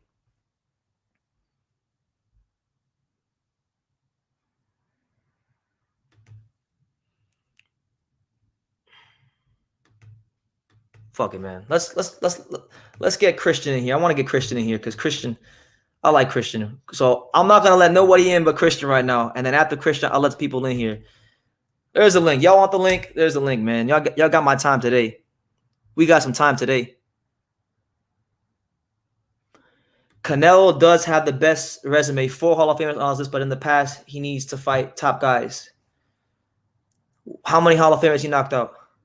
How many Hall of Famers he knocked out at the actual weight class? Doris Chen, shout out to you with the $5 super chat. Much love to Doris out there in the ATO. Hopefully go out there next year. Oh man, y'all done messed up today. Y'all messed up today. We got my man Christian here. Hey, how you doing, man? Good to see you. How you doing? Oh, good. Listen, I wanted to hop on real quick because I wanted to talk about the Caleb Plant fight. Yeah. And I had predicted, as you did, that Caleb was going to beat him. Yeah, we were wrong. I miscalculated, and I want to explain why I miscalculated. Because I erroneously assumed that Caleb can win this fight without power. The way Canelo has evolved since Floyd is that when he's dealing with someone who moves, he exerts educated pressure. Against Floyd, he tried to box a boxer and he lost. Yeah. But when you saw him against Lara, you see him starting to exert more pressure coming forward, going to the body. And now that's where he is evolved as a fighter today. Against someone who is slick, who has a lot of movement, he's going to exert pressure coming forward to go to the body to break you down. So he did that against Billy Joe. He did it against Caleb. So my takeaway from that fight is that Canelo still has trouble with slick fighters because he does. I had him up at 6'4". I know you had it closer towards the stoppage. Yeah. But it was a close fight. So, and what I saw was, and Canelo admitted it, that he was frustrated. He himself had said that. And you could see it because he was giving him trouble with that jab off the movement. So my takeaway is this. Canelo's still beatable. He still has trouble with slick fighters. But what the formula to beat Canelo, it takes a pure boxer with power. Someone who knows how to use angles, who knows how to use movement, and someone who's a complete fighter who can not only fight out of range, mid-range, but also in the pocket. Yeah. And who is that? Demetrius Andrade. That's the one guy he doesn't want to fight. The guy that he says is a horrible fighter repeatedly, any chance he gets. Any chance he gets. Now, all the Canelo haters, the Canelo lovers can say that Andrew Boo fought nobody. That narrative really doesn't make any sense given who Canelo's gonna fight now. I mean, what more do you need to see? What's funny is a lot of people say that Boo fought nobody, right? And I was really taking some time this week to go back and research his career. And if any of you've really done your homework, when he had his 13th pro fight against Grady Brewer had just knocked out the undefeated Fernando Guerrero. He knocked him out. He knocked him through the ropes, and a lot of people were saying that was going to be a big step up from Andrade, and that a lot of people were picking Grady Brewer. Y'all probably never heard of Grady Brewer. People were picking Grady Brewer to beat Demetrius Andrade, and he was getting criticized back then, even when he had 13 fights, for cherry picking guys. And then when he fought a guy who knocked out a 21-0 undefeated prospect, people forget about these things. And he's done that with a lot of guys. Listen, Andrade has beaten Vanes Martirosyan at a time when Martirosyan was a beast at 154 back in 2013. The guy was 33-0. He fought Lara to a draw. Then after Andrade beat Martirosyan, he fought Jermell Charlo, who some people say that he beat Charlo in that fight, but Charlo got the nod. Yeah. So the Vanes Martirosyan that Andrade fought was no slouch. That guy was the top fighter of that division. It wasn't the Vanes Martirosyan that fought Golovkin. Exactly. Because when he fought Golovkin, that was 2019? The guy was coming off of 2 years or a year of inactivity, and he never fought at that weight. So come on, it wasn't the same guy. Yeah. But same thing goes for when he fought. I don't know if you remember the fight that he had with Willie Nelson, because everybody says Boo Boo's never beaten a world champion, right? But he beat Willie Nelson, who was like 2 fights removed from knocking out an undefeated Tony Harrison, who went on to become a world champion. So it's not like he's fighting bums. He's fighting live bodies. He's fighting guys that have some quality to him. Well, as for Benavidez, I agree with you. I think Canelo's capable of beating him. I think it's a 60-40 percentage in favor of Canelo, only because I don't think 168 is a good weight class for Benavidez. Yeah. I think he's too big. He's draining himself. He lacks defense. He's square, as you said, and he's stiff. And he's got to clean up those deficiencies before he fights Canelo. If I were him, wait 2 years, move up to 175, clean up your deficiencies, then make that fight. At 175, 2 years from now, I'll pick Benavidez to pick Canelo. But right now, I would favor Canelo in that fight. Yeah, I think it's a horrible fight. Benavidez would be better suited to take his time. I agree with you. Christian, Benavidez is capable, but he's not ready yet. He's not ready. No. What do you think about Canelo and the light heavyweights like Bivol, Beterbiev, them guys? Okay. I haven't looked at enough of Bivol's fights, but I've been looking at Beterbiev. That guy is dangerous because he has the kind of power that he hits you once, he'll put you to sleep. Yeah. But he is slow. He's very slow. Canelo has to walk a tightrope against Beterbiev because if he's going to fight it close, if he makes one mistake, it's night-night. Beterbiev can put him out with one shot. The guy's got the power to do it, but Beterbiev is slow. So Canelo will have to systematically break him down. Can Canelo do that? Yes, he's capable of it. But the question is, he has to do it within the belly of the beast, and he's got to be in there breaking him down. It's going to take time, so he's got to be perfect. So he's got to walk. He's walking a tightrope. So that's a 50-50 fight. That's a good fight. I think Canelo. I'd favor Canelo in that fight because Beterbiev, a factor that maybe people don't consider is he had a very long amateur career. I think like over 300 fights. He's had a lot of fights in the past canceled due to injuries. So I think there's a lot of wear and tear on the body that people don't really factor in when they talk about that matchup. But he's strong. He has a chance. He's got to punch or shot because all it takes is one shot. So he's got to punch his chance. Yeah. But I think Canelo's capable of beating him because he can out-slick him in the pocket. But Canelo has to be perfect, and he isn't perfect. No. Because Canelo doesn't have the foot speed to get out of range if he gets in trouble. That's where that fight is dangerous for him. Yeah. The thing is, but as for Bivol, I have to look at some film to really give you my opinion on Bivol.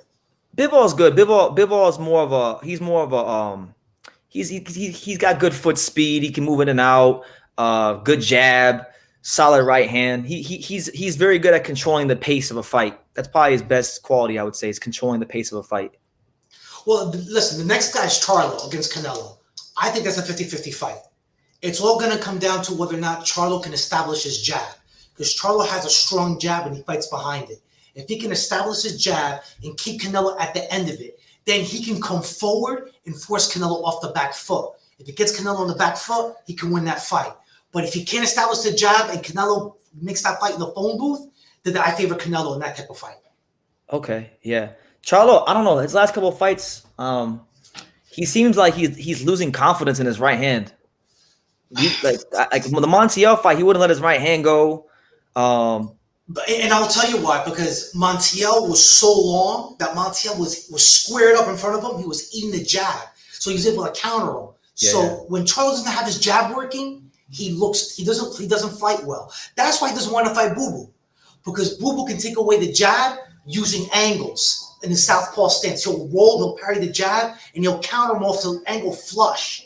And Charlo knows that. And once that jab is gone, Charlo is easy work.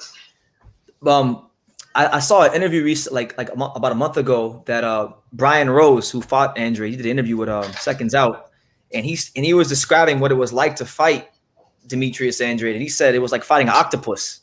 And I can explain what he means by that. What Boo Boo does is that he uses angles. What he does is he keeps his head and guard off the center line. If you look at the Luke Keeler fight, the punch that put Keeler out, led to the stoppage, was a looping left. The way he landed it was when he shot the left, he moved his head and leg guard laterally off the line towards his right, which was Keeler's left, which protected his head.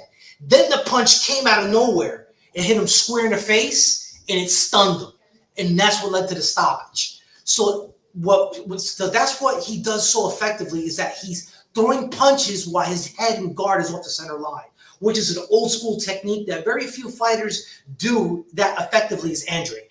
Yeah, most fighters keep the head right on the center line. It's like almost like they didn't even go to the boxing gym. Like I was watching exactly. But Andrade's got that technique down perfect. Perfect. And you see it. You just gotta watch the film and look at the nuance of where his head is when he launches those shots. And you'll also notice there's sparring sessions on YouTube. If you look at some of those clips, you will see him do that. Yeah, absolutely, man. But other than that, I think that Canelo's still definitely beatable. I think this fight with Makabu is just a wash. It's disappointing for us as fight fans because we want to see the best fight the best. Yeah. All Canelo needs to do is fight Benavidez. I think he can beat him. Fight Charlo. Fight Boo Boo. You beat them? Okay, we'll crown you king. Yeah. But until then, you're not a king. Yeah. For me, all he got to do with me is just sign the contract to fight Boo Boo, and I'll change my tune immediately. He don't even got to beat him. He signed the contract. I'm like, yo, he's okay with me. Yeah, I mean, this fight with Makabu financially doesn't make any sense. He will make more money now fighting Benavidez rather than fighting this guy. Because Christian, like, what's one of the main points they always say when it comes to Boo Boo? They always say, oh, well, he doesn't bring the money to the table, so I must be confused. What money is Makabu bringing to the table from the Congo? It doesn't make any sense. I agree with you, And listen, one last thing. Go ahead. About Boo Boo.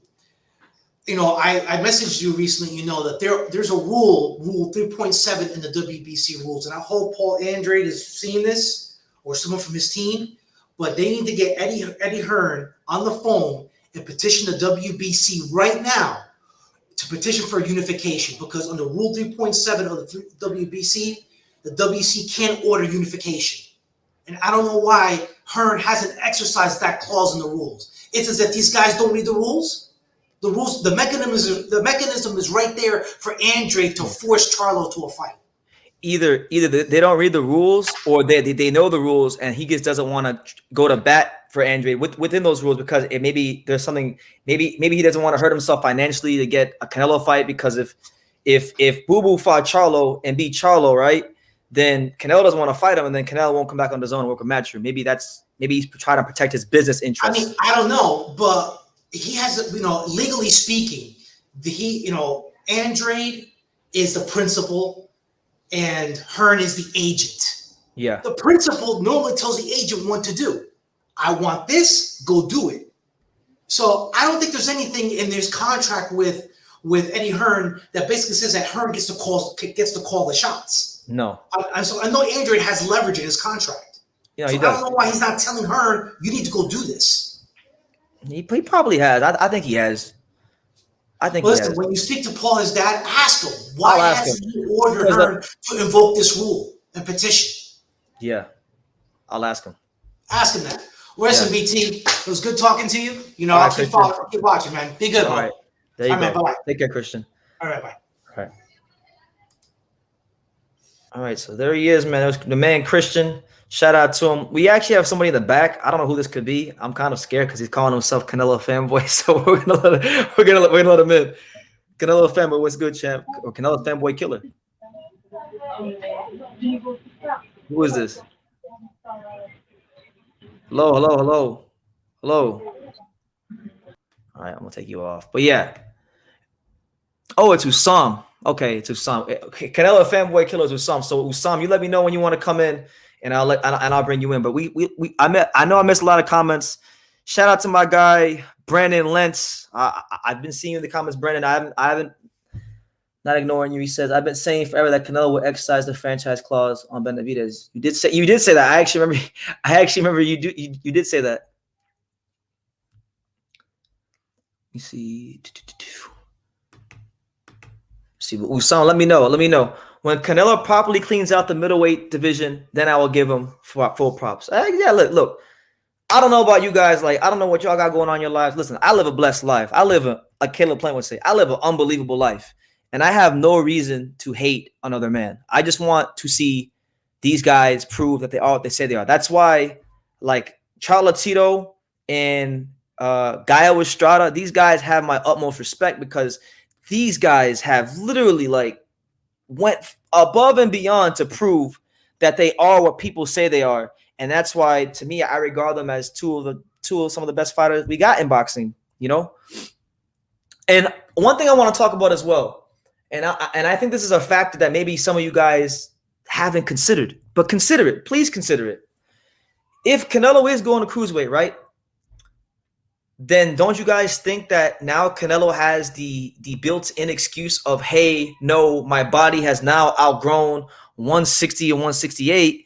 Now I'm a light heavyweight. So if Andrade or Benavidez, these guys want to fight me, they got to kind of fight me at light heavyweight. Don't you guys think that this could also be a tactic to not have to fight the guys at 160 or 168? I'm just saying.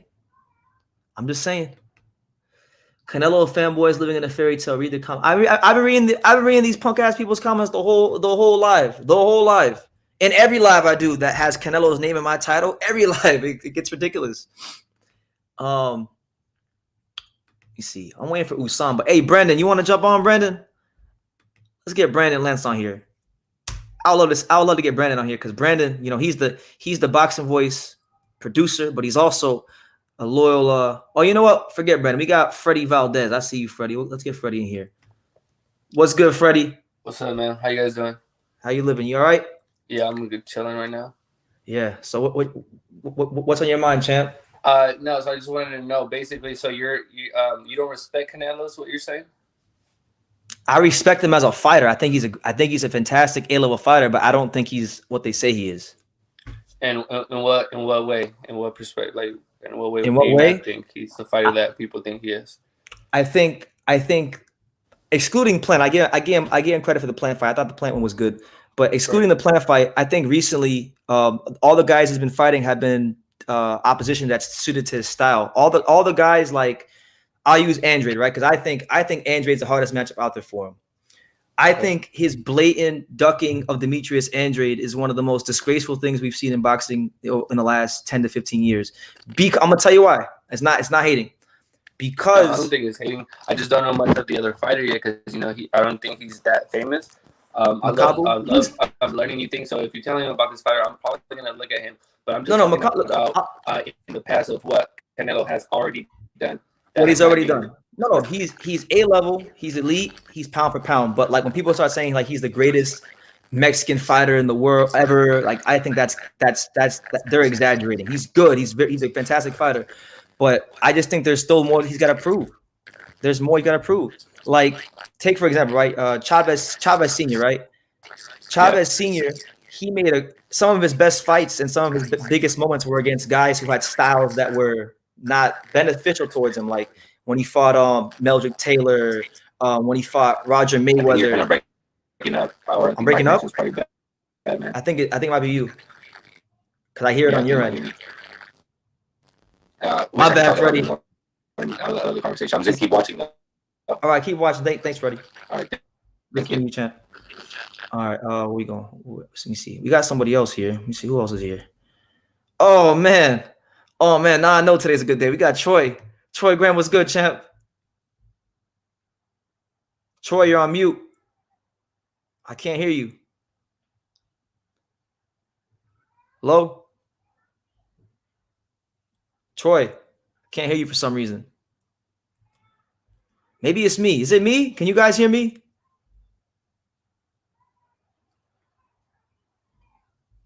I don't know. Troy, can you guys hear me or is it Troy?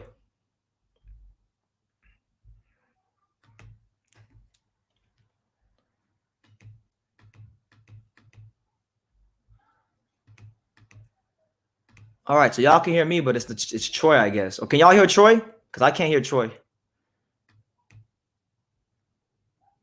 All right, so we gonna get Troy off. We're gonna get Troy off of there. We'll wait for Troy to come back. But yeah, man, look, anybody who want to come on, if you're a Canelo fan, if you got a problem with what I'm saying, by all means, come on. If you don't like Canelo, whatever side you're on, I don't care. If you're just unbiased, who cares? I just want to talk boxing. Let's get it. We in the private chat. Let me see. I'm here. I'm there in 15 to 20 minutes. All right. So Sam gonna come on in 15 to 20 minutes. My man from Montreal. Let's try Troy again. Troy. Hello? Bless up. Can you hear me? I can hear you, yeah. Good. Hallelujah. How you doing? I'm good, man. How are you? Wonderful. You still talking about Canelo, or what are you talking about now? Because we were talking about Canelo. Yeah, because I'm just, people, everybody's saying this is a cherry pick. The man moved up 30 pounds. So how is it a cherry pick for him?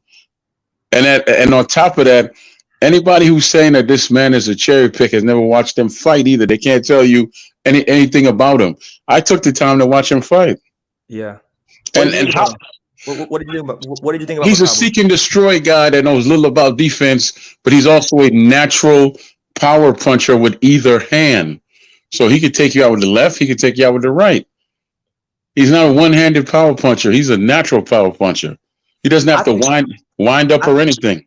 I think he's more of a one-handed power puncher because most of his knockouts are with his left hand. Yeah, but he can hurt you with his right, can't he? Yeah, he can, but yes, he can. He's left-hand dominant. That's because he chooses to be. He could take you out with his right if he wanted to. But my point is this: how is the smaller man cherry picking the bigger man? Can somebody explain that to me? He's not much bigger. He's not much bigger than the guys that Canelo's supposed to be fighting. That's not true. He's fighting at a weight. That's absolutely not true. If he's at cruiserweight, then he walks around way over 200 pounds. Canelo does not walk around at 200 pounds. He's probably maxing out right there. He don't walk around at 200. He don't walk around too far from 200. No, but he walks around at probably max 190, something like that. But he basically what I'm trying to say is this: boxing is real topsy-turvy when you have all these people who don't even really know the sport. They just follow along to get along, and they say, well, this smaller man is cherry picking and all of this other nonsense. And I'm still trying to figure out how the small man is cherry picking the giant, but that's okay. That's neither here nor there anymore. My thing is, who is up there at cruiserweight that any of these geniuses actually know about? Everybody that's talking saying this guy is good. Nobody's a big name at cruiserweight, but the biggest name at cruiserweight is either Okoli or Breedis. Those are the two guys that are looked at to be the better cruiserweights of the champions than Makabu. And why is that? Well, Breedis actually he won the tournament. He's beaten better fighters. He gave Usyk his toughest fight of his career.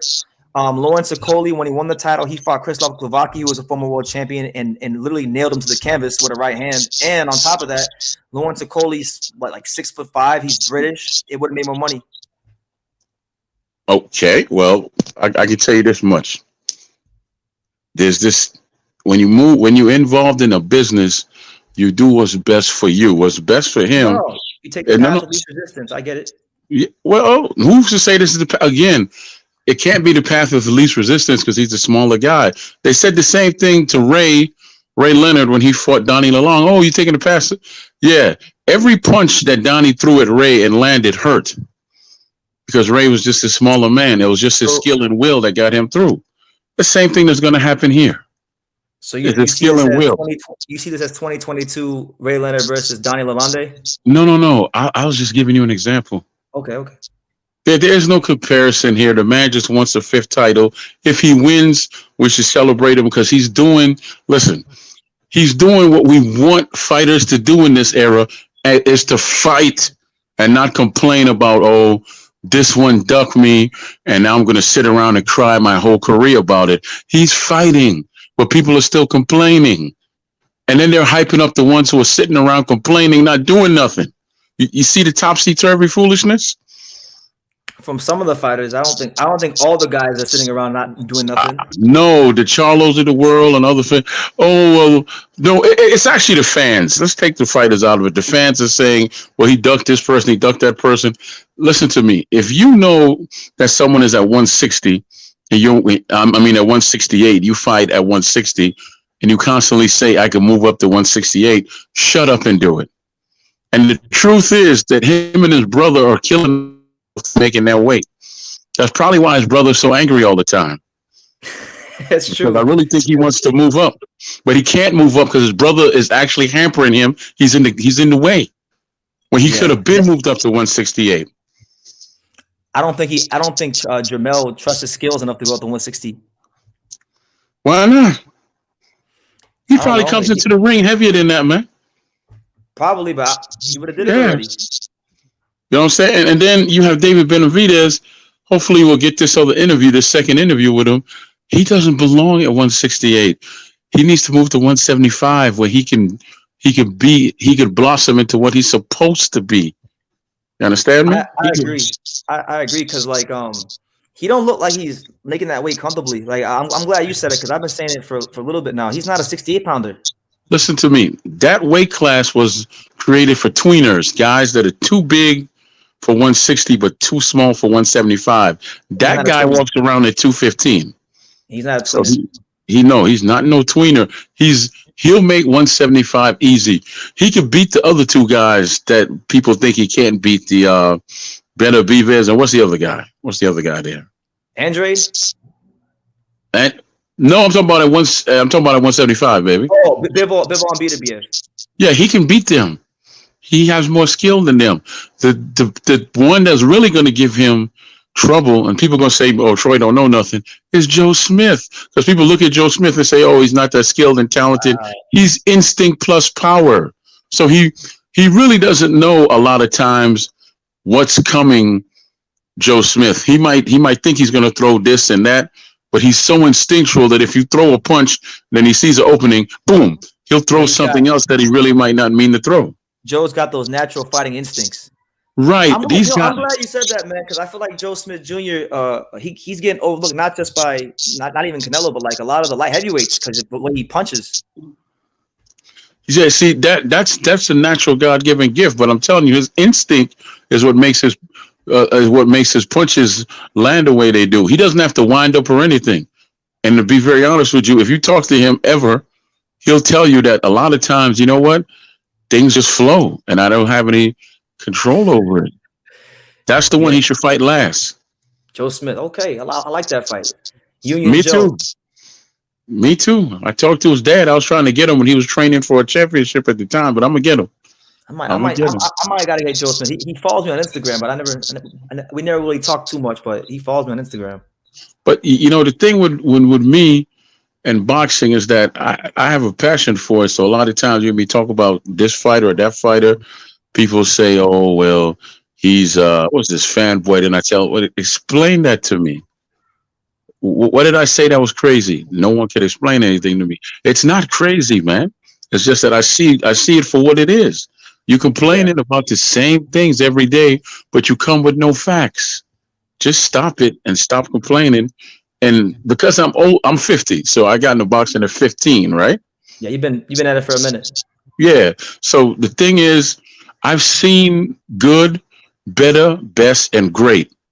There is no great in this era. I don't care who it is. There's no. I've seen Canelo and Anthony are supposed to be the top dogs in this era.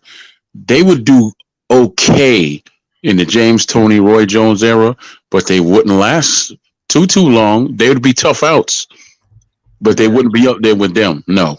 Let me ask you this, Troy. So since you've been involved in boxing for so long, from your perspective, like what makes a great fighter? What makes a great fighter? Yeah. A blind devotion, passion, and the will enough to know I have to listen to learn. I don't care what kind of natural skill you have. You are the diamond, but there is a guy that's your trainer, and you sync up with him, and he gets you to where he gets you out of the mud. He cleans you up, and now you're not just a diamond, you're fine jewelry. You understand what I'm saying? You're not in the muck and mire anymore. Yeah. Yeah. That's what it is. A lot of guys, they talk and they train and then they take off a whole year. Who does that? Not no great fighters. Nah. I mean, I'm proud of Canelo. He fought 4 times in 1 year. That's impressive for this era. I've seen more than that in my time. Yeah. I mean, I've seen more. I've just seen more. I mean, Mike Tyson's probably sitting back like, yeah, well, I did 11 fights in X amount of months. Yeah. Well, boxing, that's the truth. I think boxing's become too much of a business these days for any top level fighter to fight, 5 or 6 times in a year or 7 times in a year. I don't think we're going to see that, especially when you have Canelo making as much money he's making. I think 4 is a blessing. 4 is the most you're going to get, but 4 is good. Yeah, and then James Toney said it in a conversation. He said, you don't do A when you fight. You fight an A, then a B, and then you might fight a C, and then you take a rest, and then you come back with a B, and then you slowly build it up. But if you stick with A, you're gonna shorten your career. Yeah, you'll be like that dude, that kid from Oklahoma, Alex Saucedo. He was just in wars and fighting these killers, and then you retired at 26.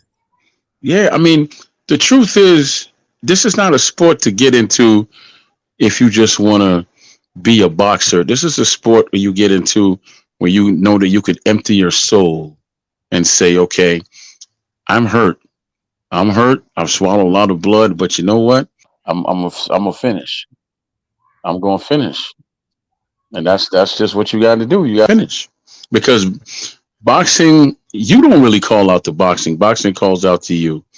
And it becomes an addiction after a while, in a sense, because you train even when it's freezing outside and all that. You find a way you just train. You might hate it and you cuss along the way as you're running. You callous your mind and you prepare for war. Yeah. A lot of these guys, you could always tell the phony guys like, you go into this place in this room. I'm like, really? Why don't you explain what that room is? And the first thing they'll tell you, if I need to explain it, then you don't really know because you're a liar. That's why, I could dress up. I could dress up in fatigues, right? Yeah. That does not make me a soldier. That's true. It makes it Halloween in my case, You're just playing a part. Right. I'm gonna disagree. I want to disagree with you, Troy. Though I think there are great fighters. It's just most of them are on the smaller weight classes, like way down there. Well, you're right. And I'm gonna tell you why. I gotta apologize. Donaire doesn't get the respect that he deserves. Great fighter. Yeah, Pacquiao. And I'll tell you when I really realized he was great. It was in a loss to Nicholas Walters, who's my countryman, right? Yep. Because after the fight, he landed his money punch, his left hook, and Nicholas did the stinky leg and everything, right? Yeah. And then he came back and knocked Donaire the hell out on his face, pretty much, right? So after the fight, I said, let me see what this cat's going. And he said, you know what? You beat the shit out of him. Nicholas Walters was like, nah. You gave me a hell of a fight. Anytime I need somebody for speed and all that, I'm gonna call you. And he's like, great, but I ain't fighting you again, right? and that showed me something. Nicholas Walters is no longer in the game. Donaire is, and he's still winning. He's still winning titles. I mean, he fought his last fight. He beat the kid Ubali, the undefeated champion. Knocked him out. He's like 38 years old. He's WBC champion at 118. Yeah, the only reason why he don't get the same love as Pacquiao is because he grew up over here, right? Yeah, he grew up in America. But like, if you look at early in his career, I was watching some Donaire fights last week. I went back and watched the fight with Vic Darchinyan. That was a great fight. Even the one guy he beat, two fights after he beat Darchinyan, he defended the belt against Morty Mittalani. I don't know if you're familiar with him, but no. He's a underrated fighter. Mittalani, he knocked out Casemiro, Damiano Casemiro. Yeah. Mittalani, after that fight, he went on to knock out Casemiro. He knocked out Zolani Tete, who became champion. And he knocked these guys out when they were all undefeated. And Donaire fought him, and he stopped them on cuts. Yeah, and I can tell you, man, that sometimes we have these pocket greatnesses that we see. Like when you saw Anthony Joshua fight Klitschko, that was his pocket of greatness right there. Because really, he could have sat down after a flash in the pan. A pocket. You view what he could be if he did it consistently, right? Yeah. Because when he landed that right hand, this is Klitschko, Anthony Joshua had no business getting up. He really didn't. Nah. I don't care what anybody says. If he landed that right hand, he had no business getting up. I was proud of Tyson and Wilder in their fight, but the truth is, while Fury's not what you think he is, it took a lot out of him. Watch when he gets knocked down. I'm sure you saw the fight, but go back and watch when he gets knocked down in this fight, the last fight. Why does he have a look of shock in his eyes? He's been knocked down by this man before. It shouldn't be shocking. He's shocked. He was in shock because his body can't take too much more of this. He was deciding whether, well, I can stop right here. Seriously, he had that look like, well, I can stop right here. I'm fine. But he's a stubborn. Yeah, he still found the quality to overcome that and get Wilder out of there because he can't stand him. Yeah, they both can't stand each other. To be honest with you, he could have lived with himself if he lost to Wilder. That would have been horrible because then Wilder would have said, "Oh, see, I told you he cheated." But I'm glad it's over for both of them because that fight should have been stopped in the 7th round. The Wilder you saw from 8, 9, 10, 11 was nothing but instinct and fumes. And that's how you get permanently damaged in there. I don't want to see either one of them permanently damaged, but they should have stopped that in the 7th round. Yeah, that's what Mark Breland was trying to save him from. This fight was basically what Mark Breland was trying to save him from. Well, tell you what my grandmother used to tell me. She said, if you don't want to hear, you're going to feel. That's how I got my jaw broke, collarbone broken. You know, I got knocked the hell out, as you know, broken leg, all of that. I was a toughie. You know, I had to feel everything. I didn't have to get all them bones broken, man. But I did. But you did, and there's some painful lessons. Painful lessons. Yeah, but all right, man. I've talked enough. I know somebody else want to jump on here. I appreciate you. How's your dad doing, man? How your dad doing, man? Yeah. My dad is good. I haven't seen him in like a couple weeks because I'm in Vegas right now. But okay. He's doing good though. He's just getting his health getting his health in order, and you know, keeping on. He just taking over. He's doing good. What's up with his health, man? If you don't mind me asking. Well, he had that heart attack back in July. Yeah. And then ever since then I forgot what it's called, but they put that thing on his heart where it monitors it. I don't know what it's called, but it's like a thing. Defibrillator or something like that, or heart monitor. Yeah. A defibrillator. Yeah. So he I got one of those. You do? You really? Yeah. Okay. Yeah. So he's been walking around. He's been walking around with that, and yeah, that's really it. He's not walking around with it. He's stuck with it for life, like me. Yeah, that's what it seems like. Because he keeps saying, he's like, "Oh, I can't wait to get it off." I'm like, "Is it gonna be off? It's been 3 months already." Okay, well, it's not a defibrillator if they told him that it could cut off because that's on the inside of you. Oh no! It's like a thing. It's like a thing. He wears it and then like he has a thing wrapped around his chest. I don't know the name of it. I gotta ask him. It's probably just a monitor. Probably just a monitor. Yeah, probably. Yeah, tell him I said. No, chill out on the salt and the fried food and the fat women. He'll be just fine. He'll be just fine. he might have a hard time with that last one. The fat women, you know. All right, man. I'm gone. All right, Troy. Good talking to you. All right.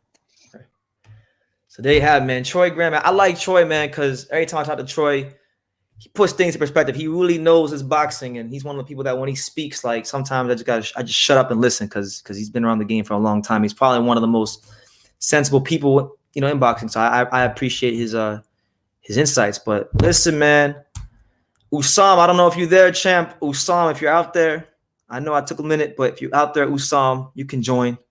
Shout out to everybody here. It's the Untouchable True School Sports Empire. Listen, man, listen.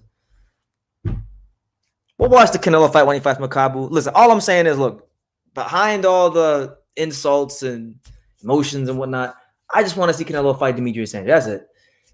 We'll watch the Makabu fight when it comes. We'll go live for it. We'll take it for what it is. But anyway, look, we got my main man, Usam, here. Montreal's very own. What's good, Usam? Usam. Usam the fanboy, you there? I guess not. I guess not. All right. He said I'll be back here in 10 minutes. All right. So, yeah, man. Listen, I hope it's a good fight. I hope it's a good fight, man. I hope it's a good fight. You know, Canelo Alvarez, he's a good fighter, man. Like I just want to see him fight Andrade and or Benavidez. Well, not Benavidez. He gonna listen. He gonna beat this. He gonna beat the. Oh, you know what? Hey, Major Key, you said you wanted to talk. Let's talk. You're right here, champ. Glenn, there's the link. If you want to join, feel free to join. I know. Me and you disagree. You're gonna say, "Oh, who was Andrade fought? What champion does he beat?" Da da da da. So feel free to join. What's up, champ? Hope you're good. Low key for a year, bro. It's fun to be popping though. What fight, Caesar? What fight are you talking about, Caesar? You talking about Makabu versus Canelo? Maybe if it's in Africa, it'd be a cool event. It'll be a cool event. See Canelo go fight Africa. Let's hold on. Here's Usam again. Usam, let's see. What's up, Usam? Are you not there? Okay, never mind. He said not yet. What do y'all think about Canelo versus David Morrell? Now, a lot of people keep saying that Canelo should fight David Morrell, this, that, and the third. Listen, I like David Morrell. I think David Morrell is a good boxer, but I still think David Morrell needs to do a little bit more. He needs to do a little bit more before he gets that Canelo fight. I don't think he's really proven himself enough yet. So, like, if Canelo doesn't fight Morrell, I'll give him a pass for that one. He's not really on the list right now. Now, if he wins 2 or 3, get some more quality wins on his resume, then maybe we'll start including David Morrell. But David Morrell ain't on that list yet. Artman Boxing, what's up, champ? What up, man? What's good, Hyro? You right? Yeah, man. Fuck Art, man. Shit, nigga. Why you hate Artman, man? Why do you hate Artman Boxing? You keep saying that. I like Artman. I don't agree with all his opinions, but he don't seem like a bad guy. Why you hating on Artman? Because he's so arrogant in his predictions. He doesn't see the limelight like you do. I got you, champ. Well, Hyro, look, we talk all the time. You know, you're probably like one of my best friends.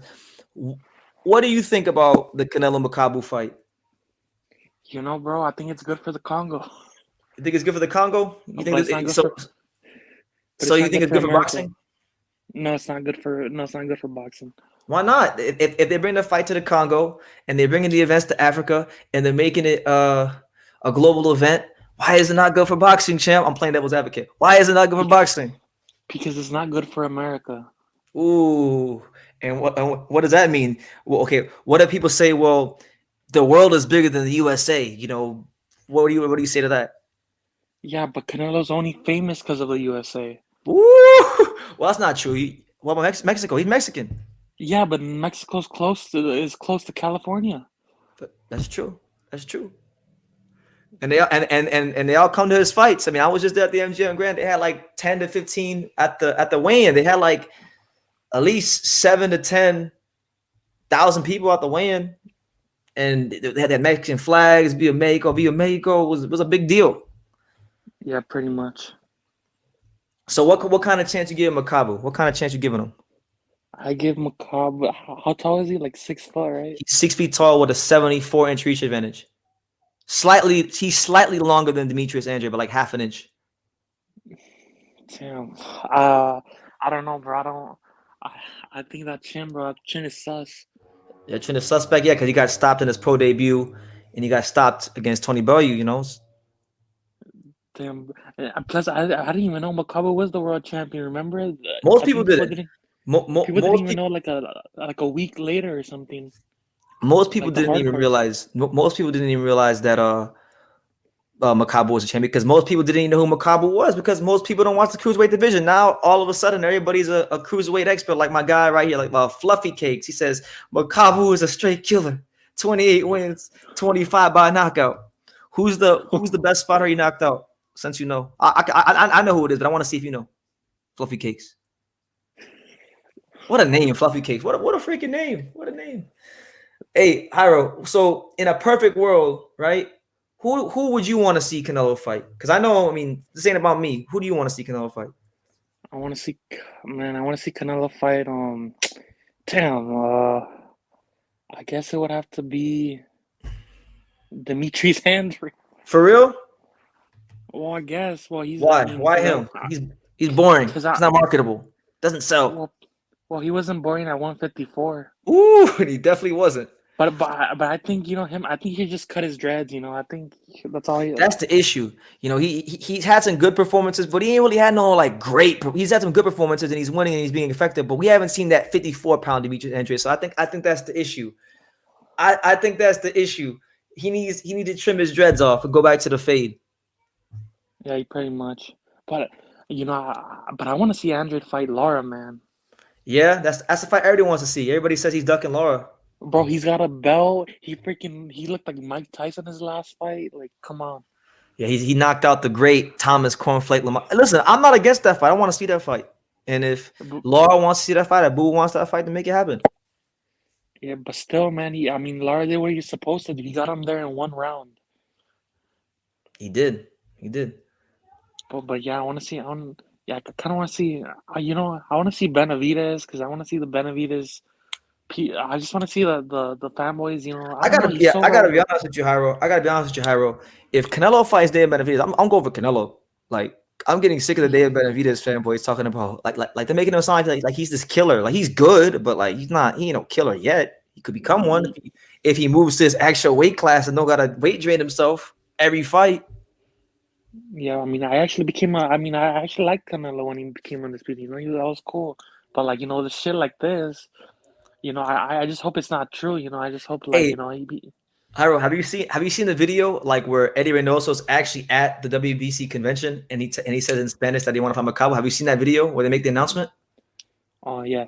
It's hilarious, bro. He was like, busca campeón de crucero Makabu. And then everybody's like in the back of like they're all like gasping for air. Like it was like a movie scene, bro. Like, hey, for the 36 of you that are here watching, if y'all haven't seen when Eddie Reynoso goes to the WBC and announces the Makabu fight, I want you to listen to it and listen to the background. People start going nuts. They're like, oh, I can't believe it.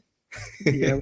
Hey, but BT, I gotta keep it real, man. Yeah, I know you like Tim Tszyu, bro, but he ain't there. He ain't it.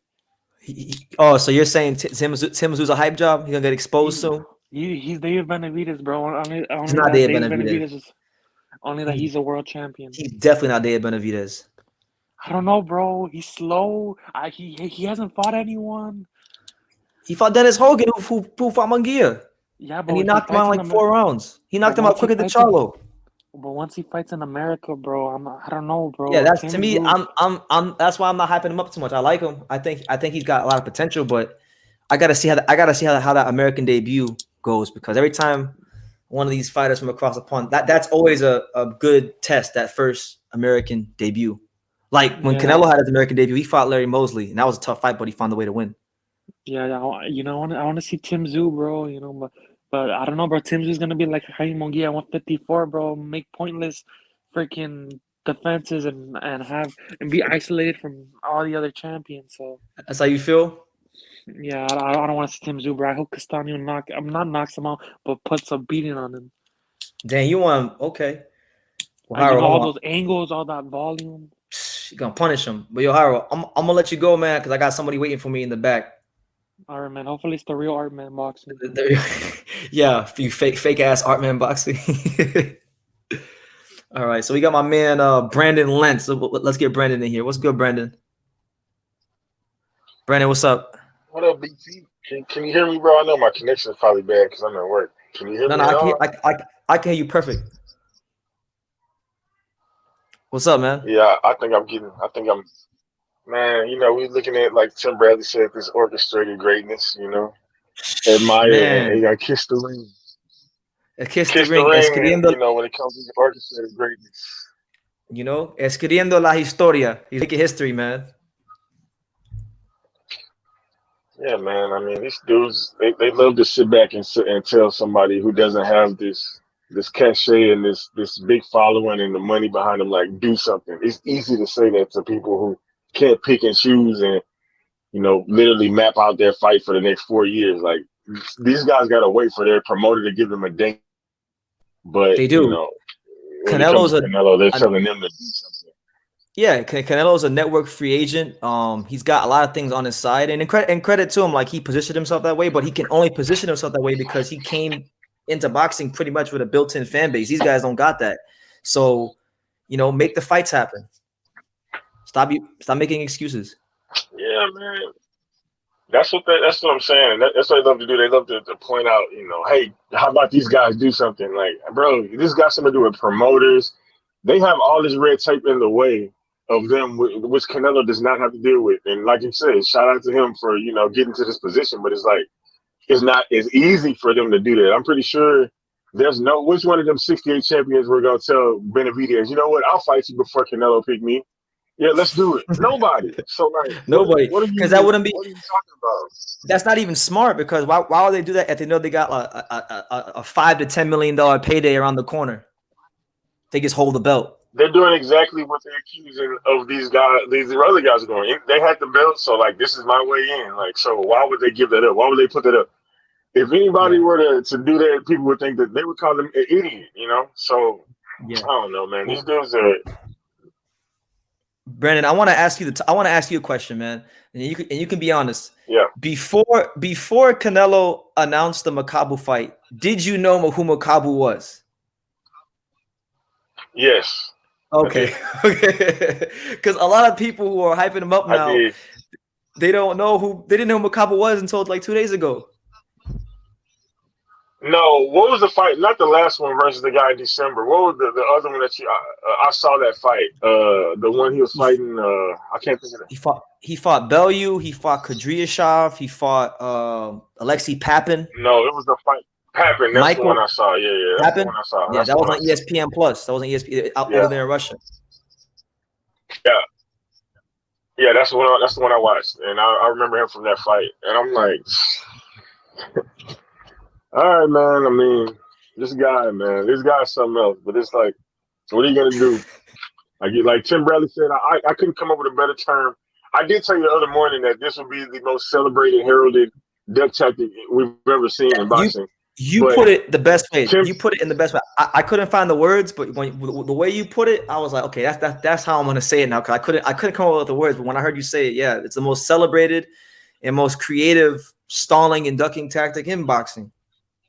Yeah, man, and like Tim Bradley and Simpson and Kenny Porter. You know what? Kenny Porter, he holds a lot of weight, with me to call it a flat-out duck tactic, because him and his son have literally fought everybody in their division. They ain't ducked nobody. They fought literally all the names of their division. So for him to call it a duck, like, I put some respect on that, because, what are you going to say to Sean Porter? We're going to say Sean Porter was ducking anybody? No. Man, so Sean Porter's amateur resume is better than most people's pro resume. Exactly, man. So for Kenny Porter to say it's a duck, you got to respect that. And for him to say that, I feel kind of validated. Like, I know I'm not tripping. I'm not listening to this fucking idiot Dan Rayfield who's telling everybody what this is. I'm like, bro, it's crazy, man. This dude is on the campaign. Like, bro, Canelo's not going to put you on the payroll. Dan Rayfield needs to put them plates down that they be holding in the media room, and he needs to just worry about writing his articles. That dude he's pathetic, man. He's sad. But I heard you say earlier that you think that Benavidez gets stopped by, or you think that he'll get knocked out by Canelo. I don't see that at all, bro. Like, I don't. I think Canelo will break him down. Benavidez putting all kind of hands on. I mean, that's possible. I'm not saying that it ain't possible. I'm saying Benavidez put all kind of hands on Canelo. And I'm sure. He's gonna come forward and he's gonna be walking him down, throwing that jab. He does something, but Benavidez does still do something that kills me. When he's throwing this jab and he got the guy backing up, he's so anxious to keep hitting him with it. He lifts his leg off the ground and like leans forward with it. And that's how he got dropped against Graville. It's like, please get that together, bro. You gotta be more patient, because he starts licking his chops. But it's like, you gotta slow that shit down, especially against a counter puncher. I think Benavidez is. I think Benavidez is also making he's making the mistake of relying too much on his power, because I think he overestimates his power, because he always talks. If you listen to his interviews, he keeps talking about, once they feel my power. I think he's a good power puncher, but like he's a accumulation puncher. I don't think he's like a one punch knockout artist. But when you listen to him talk, he talks about power accumulation. Yeah, he is power accumulation puncher. That's a rare. But I think he's making a big mistake. He's not a 10 on the scale.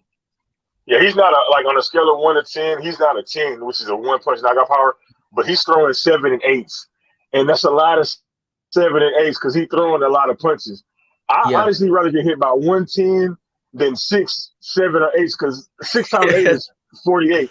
I ain't trying to get hit by 48. You know.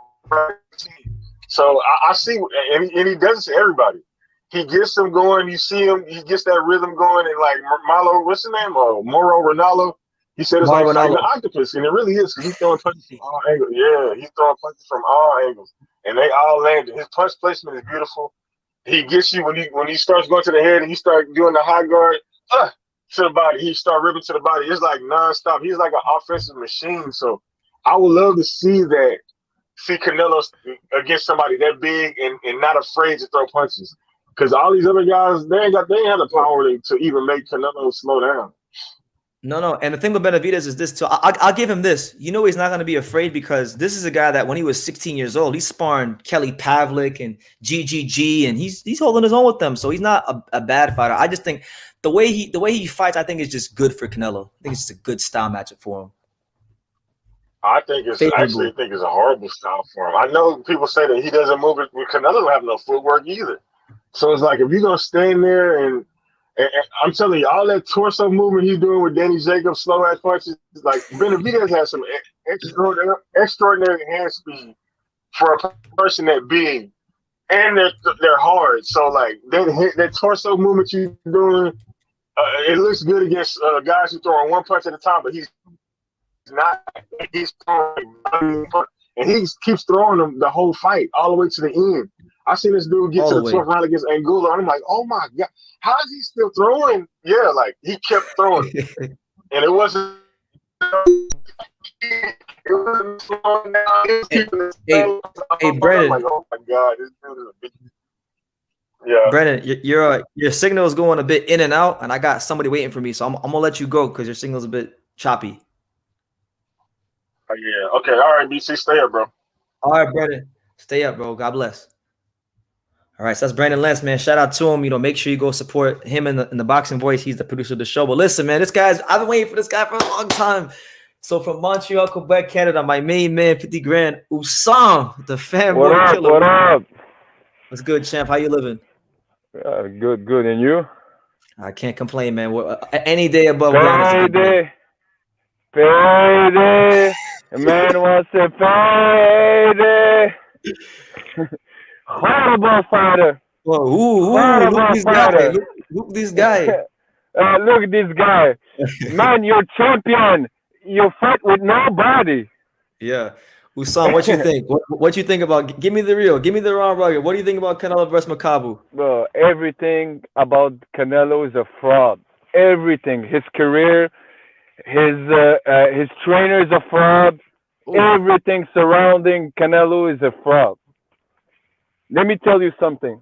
Okay. Oh. So now, Canelo is that big bad boy, right? Yeah, he's bad. Bad boy. Yeah, he's moving to Cruiserweight, right? Yeah. He's taking a risk, right? Making history. So why many years ago the narrative was Canelo was too small for middleweight. When they asked him about Triple G, he said, unless Triple G goes down to 155, I'm not fighting him. I remember that. So now he's big enough to move up to Cruiserweight. This is the same guy who got wobbled at 147 against Jose Cotto. So now he's moving to Cruiserweight. And we're supposed to believe that this guy is clean. Man, get the fuck out of here. It's not a Marvel movie, man. Get the fuck out of here, man. Man, Superman doesn't exist, bro. So you're saying Canelo can fool everybody out here, but he ain't fooling Usam, the fanboy killer. I know you can't say everything here, but all these guys licking Canelo's balls, everything is nationalistic pride, bro. That's it, bro. If Canelo was Japanese or something else, bro, they won't call the bullshit, bro. Yeah, man, stop the bullshit, man, with Canelo, bro. He's the biggest fraud in the history of boxing.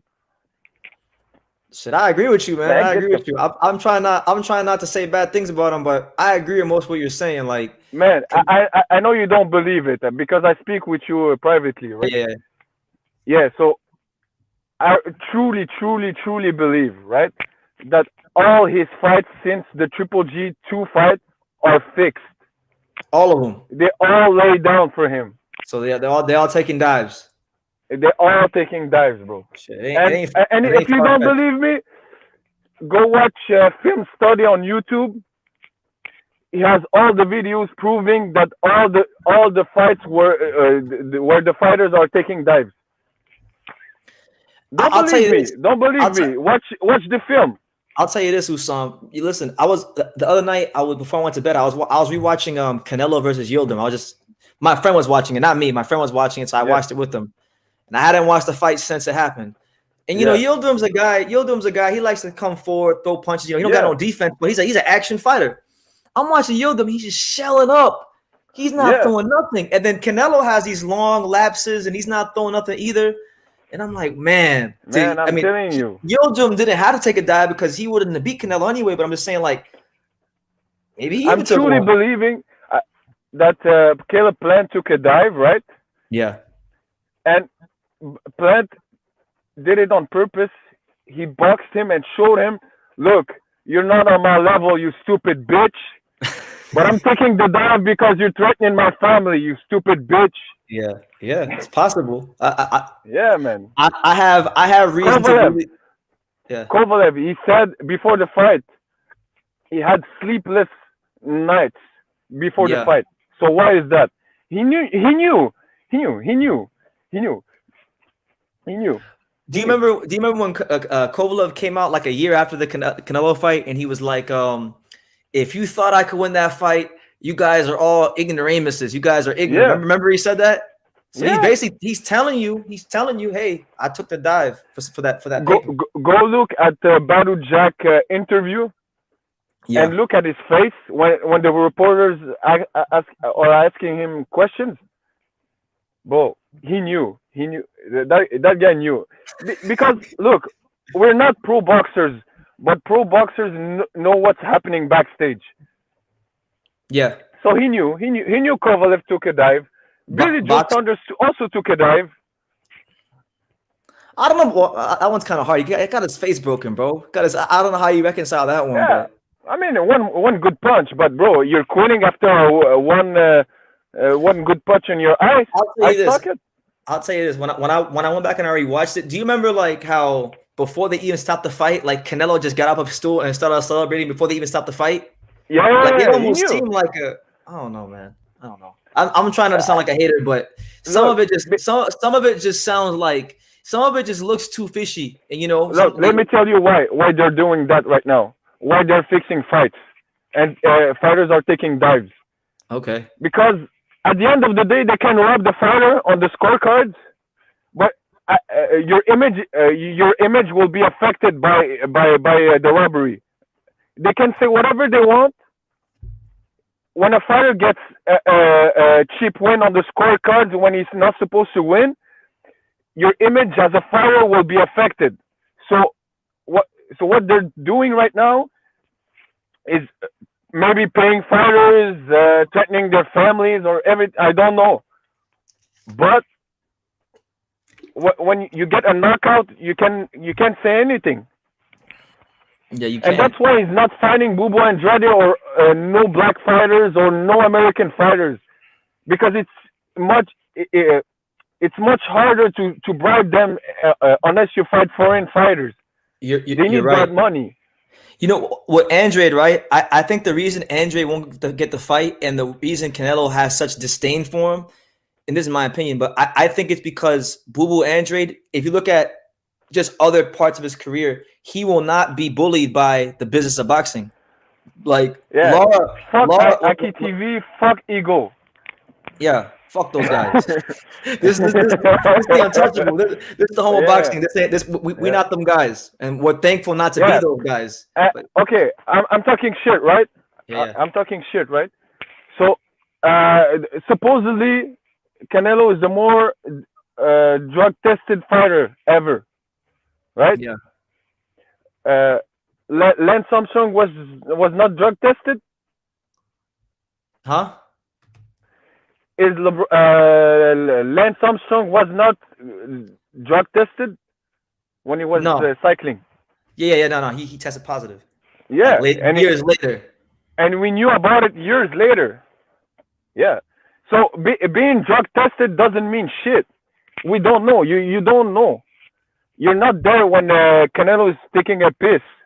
So shut the fuck up. Hopefully we're not. Hopefully nobody's there when he's taking a piss. I don't want to be there. But like Usam, so like I'm gonna ask you as a boxing fan, like with what's going on or what you perceive to be going on with Canelo, how do you handle this? How do you handle this? Like, what do you mean? I didn't hear you. I'm saying with what's going on with Canelo, like it seems like nobody can beat him because not only he's a good fighter, like he's a solid fighter, but he also seems to have all the powers that be on his side. So like if we know this going in, how do you personally deal with that? Like as a boxing fan? I don't watch it. Don't watch it, yeah. It's becoming a circus. And let me point out one comment, because he told me when you age out, your strength goes up, and you get a grown man strength. Yeah, but you don't go from 147 to 200 pounds. It doesn't work that way.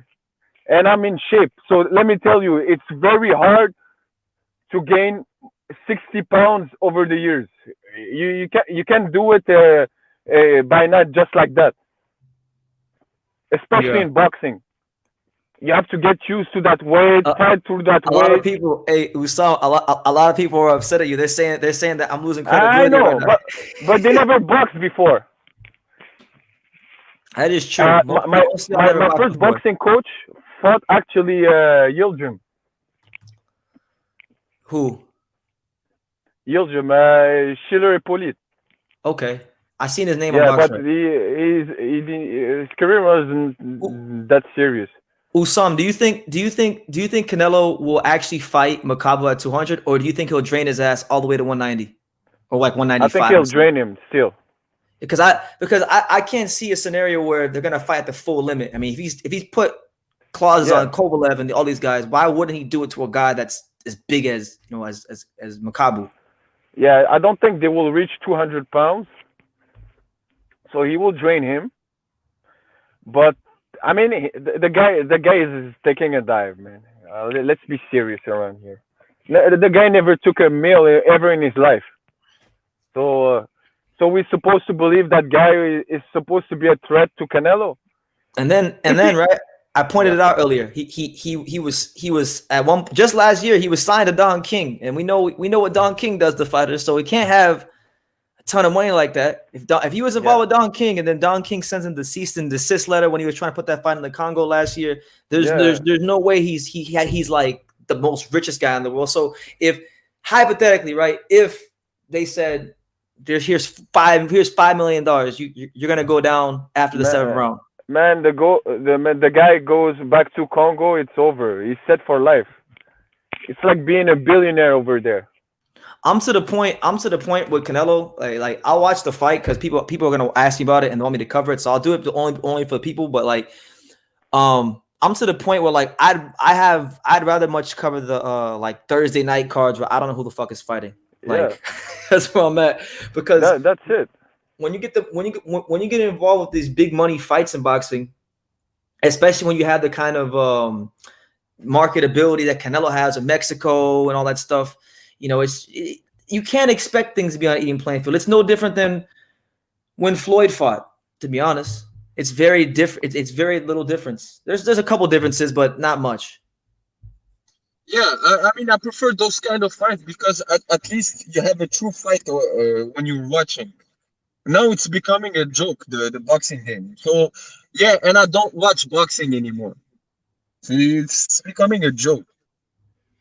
Yeah. Really, it's very disappointing. We're witnessing the darkest era ever in boxing. Right now, the Canelo era is the darkest period in boxing ever. And don't debate me over here. It's a fact. Why do you say that? I want you to. Why do you believe that is? Okay. Do you think in the 90s a Jake Paul will come out and do million pay-per-view buys? No, Or in the era of Pacquiao or Floyd Mayweather? absolutely not. No. Yeah. So why there's a Jake Paul right now? It's because boxing is a joke. Guys don't fight each other. You have a Promoters circus protecting. act like Canelo. I mean, even the heavyweights, they don't fight each other. I mean, we waited for years to get the Wilder and Joshua fight. It took Fury to get off of boxing for 3 years, balloon up to 400 pounds, comes back, fight a trilogy with Wilder, and still Joshua didn't fight a top tier heavyweight to this day, except Usyk. Yeah. Well, I'll But say that. hey, Eddie Hearn is supposed to be that big time promoter, right? Man, Eddie Hearn got 2 of his fighters knocked out this weekend. I don't want to Yeah. hear about Eddie Hearn. Man, they should ask Eddie Hearn why his father is on the black book of Epstein's list. Who That's the true question they should ask. Tell IFL to ask that question. what? Yeah. Tell Cool. We gotta No, talk. but We gotta talk on to a Cool. serious note, bro, like boxing is becoming a joke right at this point. That's And why, Canelo's supposed to be that pound for pound best. Look, I'm only watching the smaller weights. smaller weight Alexander classes. Usyk, The smaller weight classes. Usyk, women's Fury. boxing, because there's no money in women's boxing. So no, I he know said you like. I know you like your girl Sinisa Estrada, but nah, I'm not into. they I'm put not out some into good time to boxing, time. You man. might get a good women's fight, but I understand. Yeah, I mean, the problem with women's boxing is the mismatches. Like, it's you have a top tier boxer, and then it's like novice level, you know? Well, 130 to 135. There's plenty of good matchups. It's probably like the one. It's probably like the Yeah. one area of women's boxing where you can make like 4 to 5 like really good fights. But other than that, yeah, I would agree. Yeah, it's not deep. It's not deep. It should be more women that And practice boxing. Then maybe we'll have entertaining boxing matches between the women. sad part, well, I want to say the sad part, but in my opinion, because there are a lot of good talented women's fighters, and there are a lot of good matchups. I feel like this is actually probably the golden age of women's boxing. To be honest with you, Yeah. like because you have Clarissa Shields, Savannah Marshall, you got Michaela Mayer, you got Baumgartner, you've got Serrano, Katie Taylor, Sinisa. There's there's a lot of good talented women's And fighters. women's boxing never had that much coverage than No, today. even like 5 years ago when I be here on YouTube, like nobody cared. Really. Women's boxing was non-existent before. If you watch boxing back in the day and you didn't start watching right now, people weren't talking about women's boxing, barely. It's not. Nah, they weren't. You didn't even go through pay-per-view or nothing. Now you have women's boxing in undercards. They're main eventing big cards. So yeah, it took a big leap in terms of popularity, but they need. Yeah. It takes time too. Usam, so we talked about what's bad about boxing. There is some good happening in boxing. I know we got this weekend we got two of the best fighters in the world boxing on separate days. We got Demetrius Andrade on Friday against he's fighting Quigley, so it's not the best matchup, but he's fighting. He's active. He's getting a fight, and then Saturday is Porter versus Crawford. So how you feeling about those fights? I think Crawford is winning that fight. Yeah, by KO. I think it will be interesting at the beginning because with Porter's pressure, and Crawford didn't fight that much pressure fighters in his career, so we will see the adjustments. But man, Crawford is too complete as a fighter to have troubles with Porter, and I think he's coming to do a statement in that fight to put the welterweight division on notice.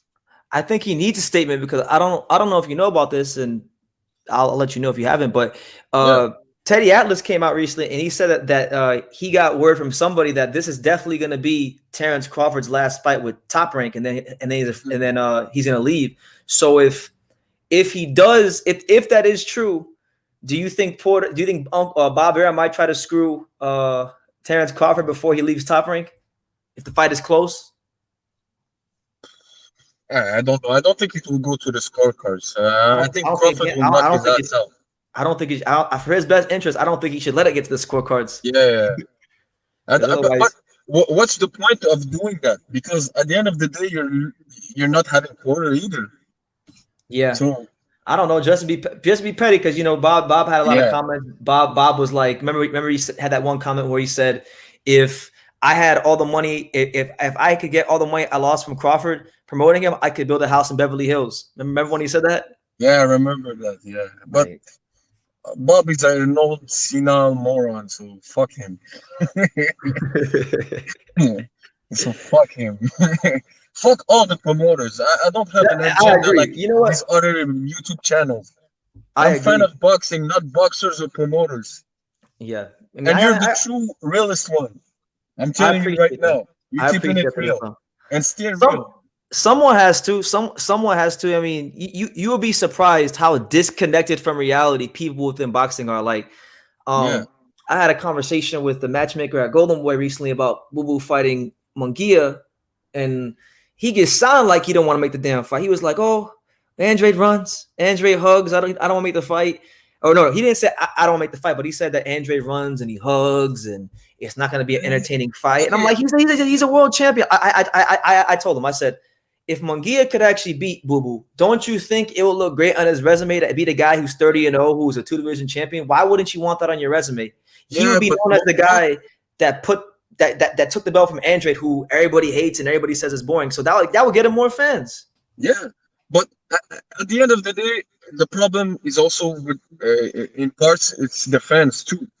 I mean, if you're a Munguia fan, you should be pressuring your own fighter to get to fight Bubu Andrade. If I was a fan of a X or B boxer, I would be on his neck to fight somebody decent. Because at the end of the day, I have my preferences in terms of boxers. Ones I like more than others, but at the end of the day, I'm a fan of boxing. So if I get to watch a big fight, it's better than having my fighter lose to someone decent. At the end of the day, I don't have an agenda or something, and you guys don't have it too. Like, you're not getting money from these fights. No. So who gives a fuck? People think I have an agenda. People think I have an agenda. I just want to see the best fights. Like, exactly. At the end of the day, like, it's a sport. Like, when you go to the gym, like Usama, I know you go to the gym. You actually train a little bit. You spar and stuff. Yeah. When you go to the gym, right, and there's a guy in the gym who has a reputation for being the best fighter in the gym. He's a killer, right? Yeah. He can't just say, "Oh, I'm the best fighter in the gym. I'm not going to spar everybody because I prove myself." No, he has to continue to prove that over and over again. And it's the same thing with fighters like Canelo. And if you want to improve as a fighter, you have to fight. You have to also spar with the best. I know pro fighters right now, currently, who wants to get title shots, but they're sparring amateurs, like low level, and they think they're badasses. There's a lot of fighters in boxing that do that. They act like tough and everything. Bro, you're a sucker because you don't have any decent sparring partners, and you'll get found out one day. Yeah, because there's a lot of you keep sparring those low tier fighters, and you don't test yourself. You'll get found out one day. And there's a lot of guys that do that. Like there's a lot of guys that do that. Like on Instagram, I see fighters do it. They'll post an Instagram clip of them sparring some novice and knocking them out, and then everybody goes in the comments and says, "Oh my God, you a different, you a beast, you a killer." Or they don't know. They don't know that guy just put a pair of boxing gloves the same day. So yeah, I mean, even you can look decent with someone who just started boxing. Yeah. It doesn't prove anything. But like, I'm getting disgusted with the boxing game, to be honest with you. And if you feel disgusted, imagine knowing what I know and trying to have to cover boxing every day. Like, because but someone's gotta do it. Like the norm to defend bullshit. Yeah, bullshit, corruption, and people are okay with that. People became okay with ducking, like Munguia. Okay with corruption. You're the mandatory. You can fight the champion while you're fighting a title eliminator. Who gives a fuck? What the fuck? You're fighting a title eliminator. You can get the title shot right away. Yeah, Usam laying the freaking smackdown on all your candy asses today. And if you're not happy with that, call me Aki TV. I don't give a fuck. I speak 3 languages. You barely speak English, you guys, bro. Get the fuck out of here. You speak what? You speak what? You're horrible fighter. You speak French. Don't You say speak English. motherfucker. Don't say motherfucker. You motherfucker. Don't say anything to my mom. Hey, don't talk about my mom. Man, fuck Canelo. So look, I'm gonna leave you this way. Take care of your pops. I hope your pops is doing well. I know you have a great relationship with your father. I lost mine last year, and your relationship with your father reminds me of mine because we used to watch boxing and all kinds of sports, and you have a very good bond with your father. So absolutely enjoy the time while he's here because yes. I know the pain when you have someone in your family who's sick and dead also. So yeah. I hope you enjoy most of the time we have in this earth with him, and yeah, that's it. I mean, I hope your pub's doing well and you two doing well. Absolutely. And look, hope boxing gets better. Fuck Canelo. Fuck Canelo. Shut up, dude. Thank you, man. Thank you, Usam. All right.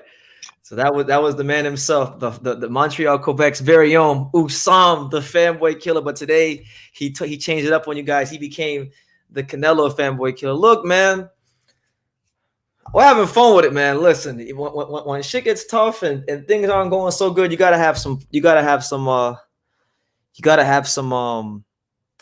with it. So look, we'll see what happens with Canelo. Hopefully, Makabu can put up a good fight. But I have my doubts. I really have my doubts. Shout out to my guy Jose. Shout out to you in San Antonio. I'll be in San Antonio next month for the Gilberto Ramirez Junior Gonzalez fight. So it should be a lot of fun. Maybe I'll see you there. All right. So El Jefe, I see El Jefe. He want to join. Listen, man. We got time today. I hope everybody's, whether you agree, disagree, I hope everybody's having a good time listening, whether you agree with me or hate me or whatever. Hope everybody's having a good time listening. But there's the link. There's the link. Let's see. I know I missed a lot of comments. Let's see. Let's go up, man. Let's go up. Make sure y'all smash that like button. El Jefe, the link is down there if you want. Juan Martinez says Canelo fans are casuals, UFC fans first. Next time, get some snacks. I got plenty of snacks. I got freaking. I'm not trying to eat no snacks right now because I'm not trying to be a fat ass. But like I have a drawer where I'm staying. I got honey buns. I got oatmeal cookies. I got everything. We good. Oh no! Oh, y'all done did it. You know who's here? The man himself. Hold on. I can't even just click him in right now. I gotta give him the special introduction so you guys know he's here. He's the cash cow. He's really the A side. I'm the B side. He the A side. My main man, Pops. Pops is in the building. Hey, oh shit! Hold on, I forgot to put my headphones. Can you hear me? I can hear you perfectly. You can? Yeah, you're good. Hey, welcome to. Thank you for subscribing to the fans being loyal to you and subscribing to you. But I'm gonna say it again, man. You know what? Canelo had me going, had my hype up. I tried to get him. He got you on the side. But hold on, I had it going after what he did with Plant. With my boy Plant. I'm still supporting Plant, but you know what? Fuck Canelo and fuck Reynoso. They both can go duck hunting together. And they can go to a cherry picking farm and pick up cherries because that's all they fucking do. I'm not disrespecting Makabu because he is the champion, but if you're gonna jump up, and you want to just pick up belts, you're not making Escribiendo la Historia. Okay, Escribiendo la Historia is basically when you fight the best, when you move to another division and you fight the best. You don't go and cherry pick and pick the weakest champ. I mean, you have a Coley, you have Birru, you have a lot of other champions in there that are a lot better and talented. So if you get this belt, fuck you guys. Fuck you, Mexican casuals and all you motherfuckers. You can't tell me he's great when he goes to another division and continues doing the same thing and pick the weakest champions. Okay? No disrespect to LaPlante. He picked him. But again, He beat the Plant. He made a statement. You want undisputed? We give him his credit. Right, we give him his credit. But man, then, pops. I know. I don't know what your take is on the Canelo Benavidez fight, but like the general public, right? Like after Benavidez beat Kyron Davis, and even before he beat Kyron Davis, a lot of people want to see that fight, and David's calling for him, and he don't want. It seemed like he don't want that fight. Now I think Canelo will beat him, but I'm saying, why not make that fight? Why not try to make Charlo? Why not fight, our guy Andre? Why not fight one of them guys? No, Pops, did you hear anybody call for the Makabu fight before it actually happened? Did you hear any Canelo fans ever mention that fight? No, they fucking walked both to a fucking they went to a cherry picking farm, and they went and found a bunch of cherries and picked that motherfucker out the tree. And what pisses me off is Mexican casuals and the Mexican fans are gonna say that he's great and he's doing this. You cannot write your legacy on fighting just for belts and not fighting the best. That's just plain and cut dry. I can't respect him. I'm back on the bandwagon. He can go fuck himself. Yes, he wanted undisputed, and again, he didn't fight the best undisputed because Benavidez lost his belts outside the ring for what he made mistakes from, not from fighting him inside the ring. So at least put that in quotation marks. So, and I still want to see him fight Boo Andre. He hasn't done that. And then you got fuckboy Matt Munguia, another Mexican guy that's had 3-4 years avoiding Boo Andre. Avoiding for 3 or 4 years, avoiding him. It's just mandatory, and he still doesn't want to call him out. So I mean, what does Boo Andre got to do? So that, and one more thing I'm gonna say, fuck Eddie Hearns. He's a fucking he's a hey, Pops, your heart. Don't go too crazy. Your heart. I got him cool. He's a promoter, and he doesn't promote the fighters that he should be promoting. Simple as that. And just like Boo Andre said, I was watching an interview with him with what's the name of the hoe? We call her. You know what I'm talking about. Boxing. Michelle. Yeah, I meant to say no disrespect to Michelle, but behind the gloves, and she was interviewing Boo Andre prior to the fight with Quigley, and basically Andre said, "I've been Munguia's mandatory for 3 to 4 years, and nothing's being done." And indirectly, Andre came out and said, "You know what? That's why we have promoters that's supposed to throw out the money, put the money out there. You know what I'm saying, to make these fights." So I blame a lot of it, not just on Boo Andre not promoting himself, but I also blame it on Eddie Hearns and the promoter. A lot of people are saying who has Boo Boo fought. So I'm glad they asked that. Pops, give me 1 second. Yeah. So a lot of people are saying who is Boo Boo fighting? Who is he fighting? He's fighting another bum this weekend. Quigley's nobody. Okay, I got something in my Canelo voice. I got something really special for you guys. I got something really special for you. Extremely special for you. Y'all just exposing yourself left, right, center, upwards, downwards.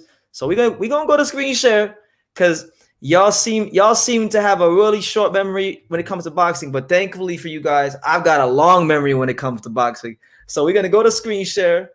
Boom. Right. So look, we on screen share now. So who's Boo Boo fighting? He's fighting nobody. He's fighting the guy that Canelo was gonna fight last year. Look at him. Oh, do you guys have that short of a memory? Man, they were trying to make, before Canelo became a free agent, they were trying to make Canelo fight Quigley. So clearly Quigley can't be that bad.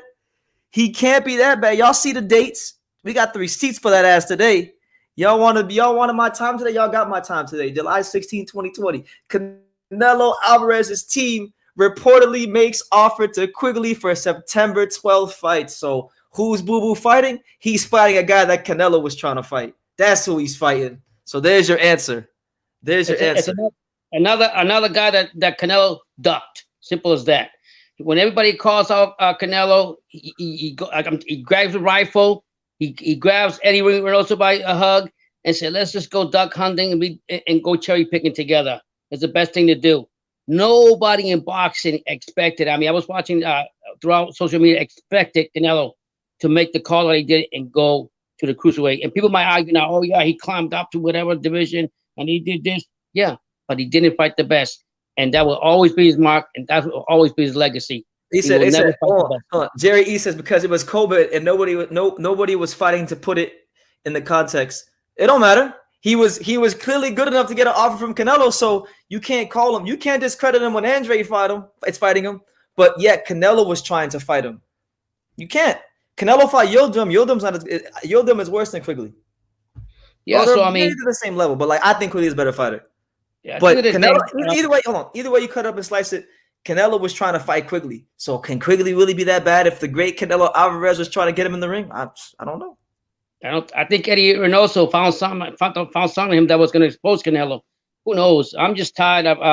I don't want to hear nothing about the Mexican fanboys telling me that Canelo's the best. Yeah, he's the best duck, and he's the best cherry picker. Simple as that. I was just starting to like Canelo a little bit. Just a little bit. I was just starting to like him a little bit, and then he closed this. I'm sleeping a lot on my medication and shit. But when I woke up, I thought I was in a bad dream. I went back to sleep and woke back up. I thought I was getting trolled.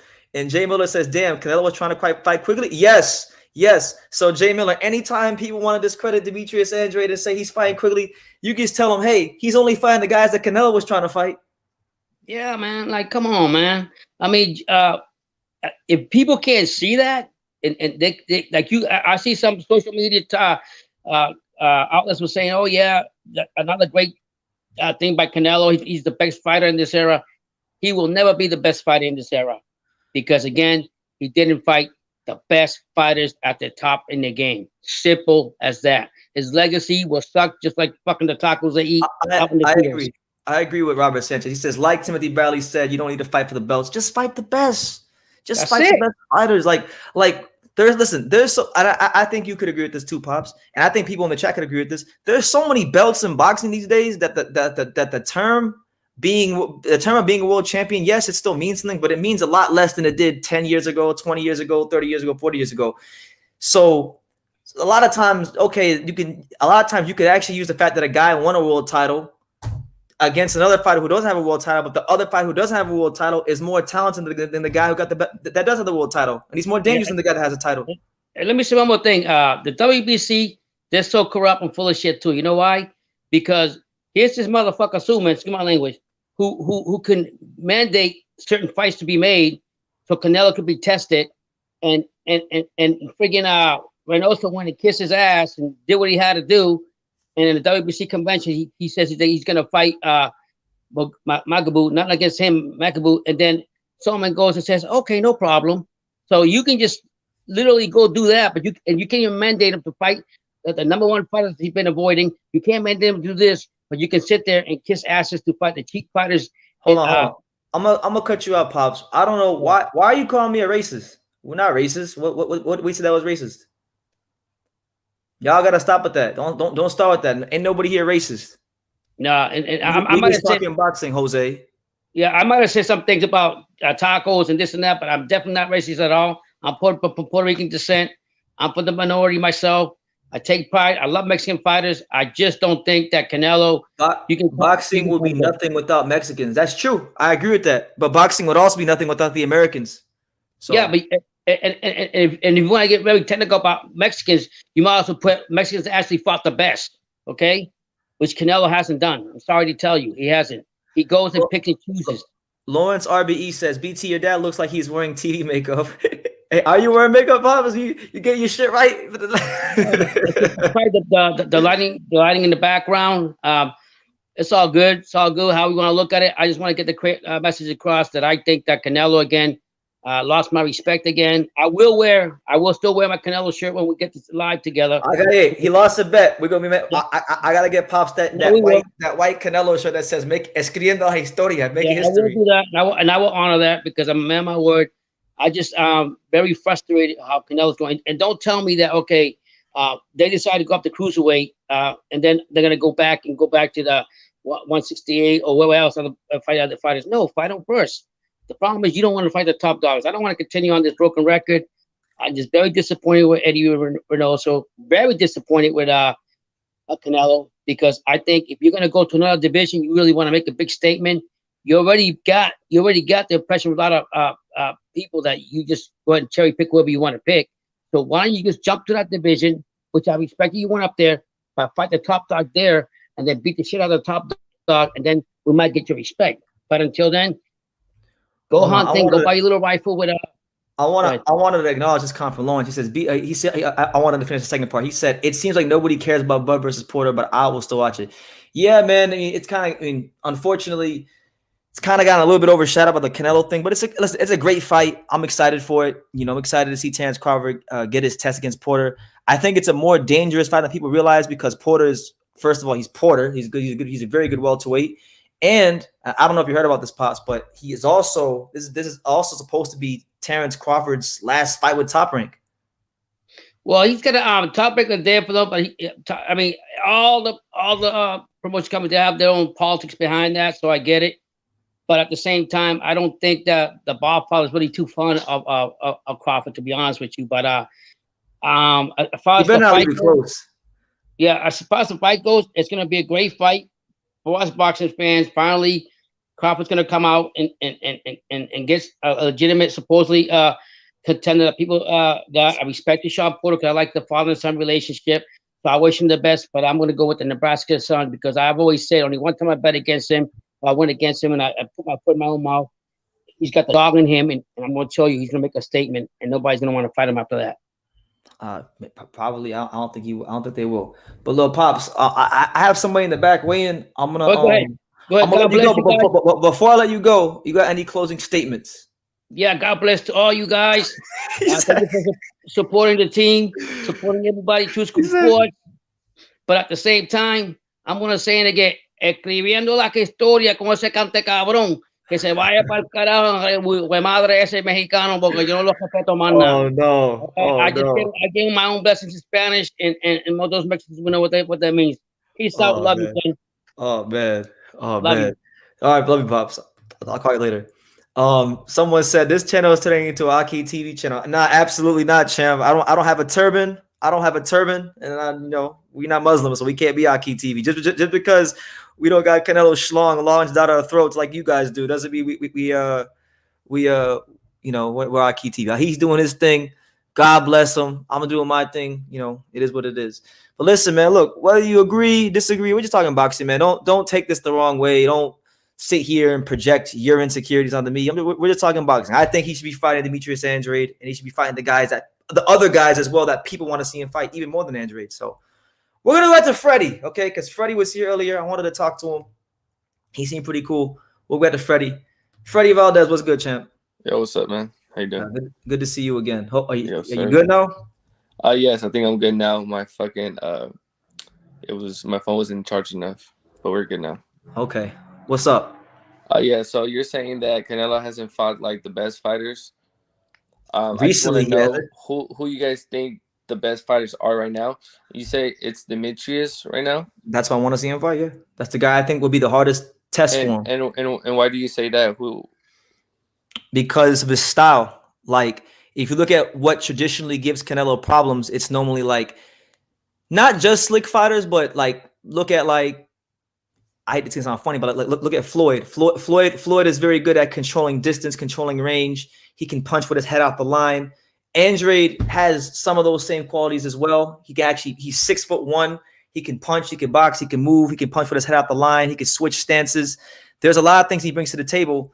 People will say, well, he's never fought anybody, but he's only fought the guys that were put in front of him. And he hasn't, apart from maybe 2 fights, 28 of those 30 fights have not been competitive. He's been blowing everybody out. Right. Because you're saying the style. So that's your opinion, being like it's not like a fan and knowing the sport and having the background that you do. That's because you know the style can be probably competitive to Canelo. Yeah. But how can you use that against Canelo for most people are average fans. So they're not into boxing like maybe you are or I am. So we know that Demetrius is we know that Demetrius might give him a good fight just because of the style. Most people don't know that, and most people just see what is shown to them and who the world titleist is. I agree. And stuff like that. But he's a world titleist. Still are great fighters, and he still is beating great fighters. So I don't think that's mostly Canelo's fault.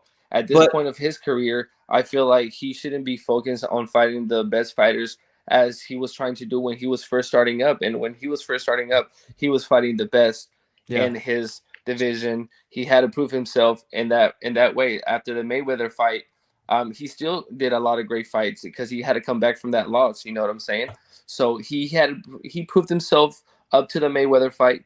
You know what I'm saying? He took that loss, so he had to prove himself again, fighting all these great fighters, which he did, and he beat. You know what I'm saying? And I feel like now he deserves that rest. I get, and we're calling it a rest, knowing his potential of what he can actually do, and that's why a lot of people, I think, hate him now, because we see the potential that who he can be, or who he can go against and stuff like that, and we're not seeing it. But I feel it's because we seen it from him already, and people just want to see greatness again and again and again. And I think that's what most of the people that don't follow Canelo stem from. Like, that's where the problem stems from not being great over and over again. When it comes to the subject of Andrade, it's more so like he's told us, like he's been like forthcoming. He said, I don't want to fight you. You're a horrible fighter. This, that, and he's done it not once, not twice, but 3 times. He's on record saying that he doesn't want to fight him. Was this the guy that was on his press conference? That was the guy at the press conference. That guy. That's what I'm talking about. Okay. That's what I'm talking about. So yeah, because the first time that fight ever got thrown out there was 2019, just after he had beat Kovalev, or no, just before Kovalev. They asked him about because if you remember, Canelo had all the belts at 160, and he had that last belt at 160, so he could have fought him for undisputed. And when he was at that weight division. So when he was asked about it, he said the same thing he says now. He said, he's a boring fighter. He's not really fighting anybody, but he had a belt. Caleb Plant didn't really fight much of anybody before Canelo fought him. So it rubs me the wrong way, because I think it's a double standard. I think it's really unfair. Okay, now I see what you're saying. Now I see that point for sure. Now I see that's what you're saying. That's where I'm coming from. I know I probably come off a bit like like I'm angry, this, that, and the third, but no, not at all, not at all. But I just didn't see it in that perspective. Yeah. Just because I didn't know both fighters. If you and I feel like most people didn't know who most people didn't know who both fighters were. So it was Makabu? like for me, in my perspective, it was just like he just chose this fighter. You know what I'm saying? He could have chose all these fighters. I didn't see it in that perspective, but I just saw he chose Plant. And now I don't know if Plant was isn't he heavier than Demetrius? Is he heavier? Yeah. Yeah, he fights at 68. So okay, so at 60. So in a way, he took the harder fight, because I don't think he's it's heavier, and he's a great boxer. And he's a fantastic boxer. We know that boxers have given Canelo the most problems because he gets frustrated when he can't hit him. So in reality, he picked the hardest fight he could pick. At 68, I other champions, he was the best fighter. I'll give him that. I'm not gonna hate on Canelo for that. But like, what makes it worse, right? Is like you gotta really do the history, because Andrade and Canelo were in the same weight class at 154, and there was a period of time in like 2015 when Boo Boo was WBO champion and Canelo didn't have no belts, and Boo Boo was Andrade was calling him out at that time, and Canelo decided not to fight him, and he fought. That was when he fought if you remember, James Kirkland. Kirkland was coming off a I remember bit of a layoff. I remember the fight. And I said, yeah. So like in my opinion, from what I know, I think he avoided Andrade at 154. Okay. And then like what happened was Andrade got stripped of the WBO belt because he couldn't get fights because a lot of these guys didn't want to fight him. So then he fought you remember Liam Smith. That was for the WBO title. Right. Tall British guy. Yeah. So it is what it is, man. Like, you can't fight everybody. I know Canelo's one man and everybody wants to fight him, but for me, that's the one fight I feel like he's got to put to bed before he retires, because for a guy to be in your weight class, be undefeated 2-division champion, U.S. Olympian, barely ever loses a round in his fights. I don't know if you watch his fights, but he barely loses rounds in his fights, and you blatantly avoid him. It's not a good look. You can't call yourself the best if you're avoiding a guy like that. That's how I see it. I know he's being good fighters. I'm not saying he hasn't proved himself. I'm not saying he's not elite. I'm just saying that that's the fight for me that I would need to see for me to put him, number one definitively. Gotcha. Okay. Well, hopefully that fight happens in the future. I'm gonna look him up, Demetrius guy. I haven't honestly. He's I'm fighting. Not really familiar with. He's him. actually fighting Friday. He's fighting Friday on DAZN. Okay, cool. I'll actually watch him this Friday. Watch him. For sure. Watch him, and you can let me know what you think. I'm subscribed to all those boxing channels and stuff like that. So I mean, I try to watch as many fighters as I can right now. Yeah. That'll be a fight to watch for sure. And yeah, absolutely, Freddie. Well, right, I appreciate you, man. All right, it was nice talking to you. Thank you so much. Take care. All right, you too. Bye. All right, there's Freddie, man. God bless Freddie. Cool guy. You know, I like talking to people whether they agree with me or don't agree. My computer's gonna die, bro. Guys, I've got like 5 minutes left. I'm gonna get that last 5 minutes to my boy Fula Man. Fula Man, what's up? Hey, how's it going? Can you hear me? I can hear you perfectly. Let's see. Yeah, like I don't want to say it, but I guess you can say this is like been the Canelo pattern since he was at 154. Like he's done this like a lot of times. Like even when he fought Josecito Lopez, he made him come up from 140, I think. I remember that. Course, yeah, he like, did. Good point. Yeah, of course, you're not going to win that fight, you know. And then like when he was the mandatory for Demetrius Andrade, he said belts don't matter, you know. He said belts don't matter. And then when Demetrius Andrade gets stripped of the belt, you know, all of a sudden belts matter. You know what I mean? Because it's Liam Smith, you know, who hasn't fought in the United States. So of course it's going to be an easy touch. Yeah. Then when, you know, Demetrius Andrade is the mandatory for him, then, you know, he vacates the belt. You know what I mean? We can look at the Arislan Lara fight, you know, very close fight. Decides not to give him a rematch, you know? I mean, why not, like, try to beat him convincingly? And you say he's running, we'll try to cut off the ring, you know? Try to cut him off, try to, like, stop him in his tracks if you think that's running, you know? I had Lara winning the fight 7-5. You know, I thought he did enough. He may have taken some middle rounds off, but, you know, I think Lara did enough to win the fight. So, like, you know, he's always done this. I mean, he's always looked for the easiest touch. Like, I call it, like, convenient champion shopping. You know, Rocky Fielding wasn't even the full WBA champion. He was the WBA regular champion. Most people can't even tell you who Rocky Fielding beat for the belt. Yeah, exactly. Like, so, like, he was the regular champion. He wasn't even the full, like, champion at the time. So they still counted it, you know, granted, they still counted it, and they, you know, made him look like, yeah, you know, he won the belts and stuff like that. My thing about, like, Canelo fans is like, well, you know, you say he'll knock these fans out and stuff. Wouldn't you want to see him knock these guys out that you say he'll knock out? Absolutely. Like, because that's how I am. Like, if I'm a fan of a particular fight, like, for example, I like Chocolatito. I want to see Chocolatito fight Gallo or whoever, because I believe he can beat these guys, and I want to see him knock him out, and I want to see if he's really as good as I think he is. But it seems like the Canelo fans aren't really interested in that.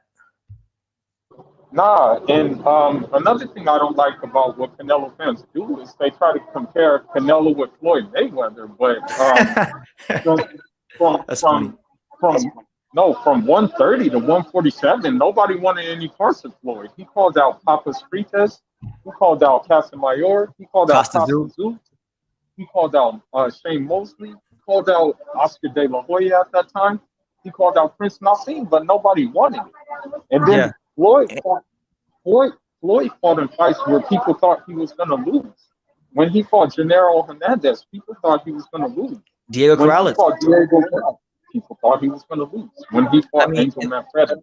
And the thing with Floyd too is like the thing about his career that people don't understand is like that first half of his career when he was Pretty Boy, he didn't have the luxury to pick his fights. He was with Top Rank.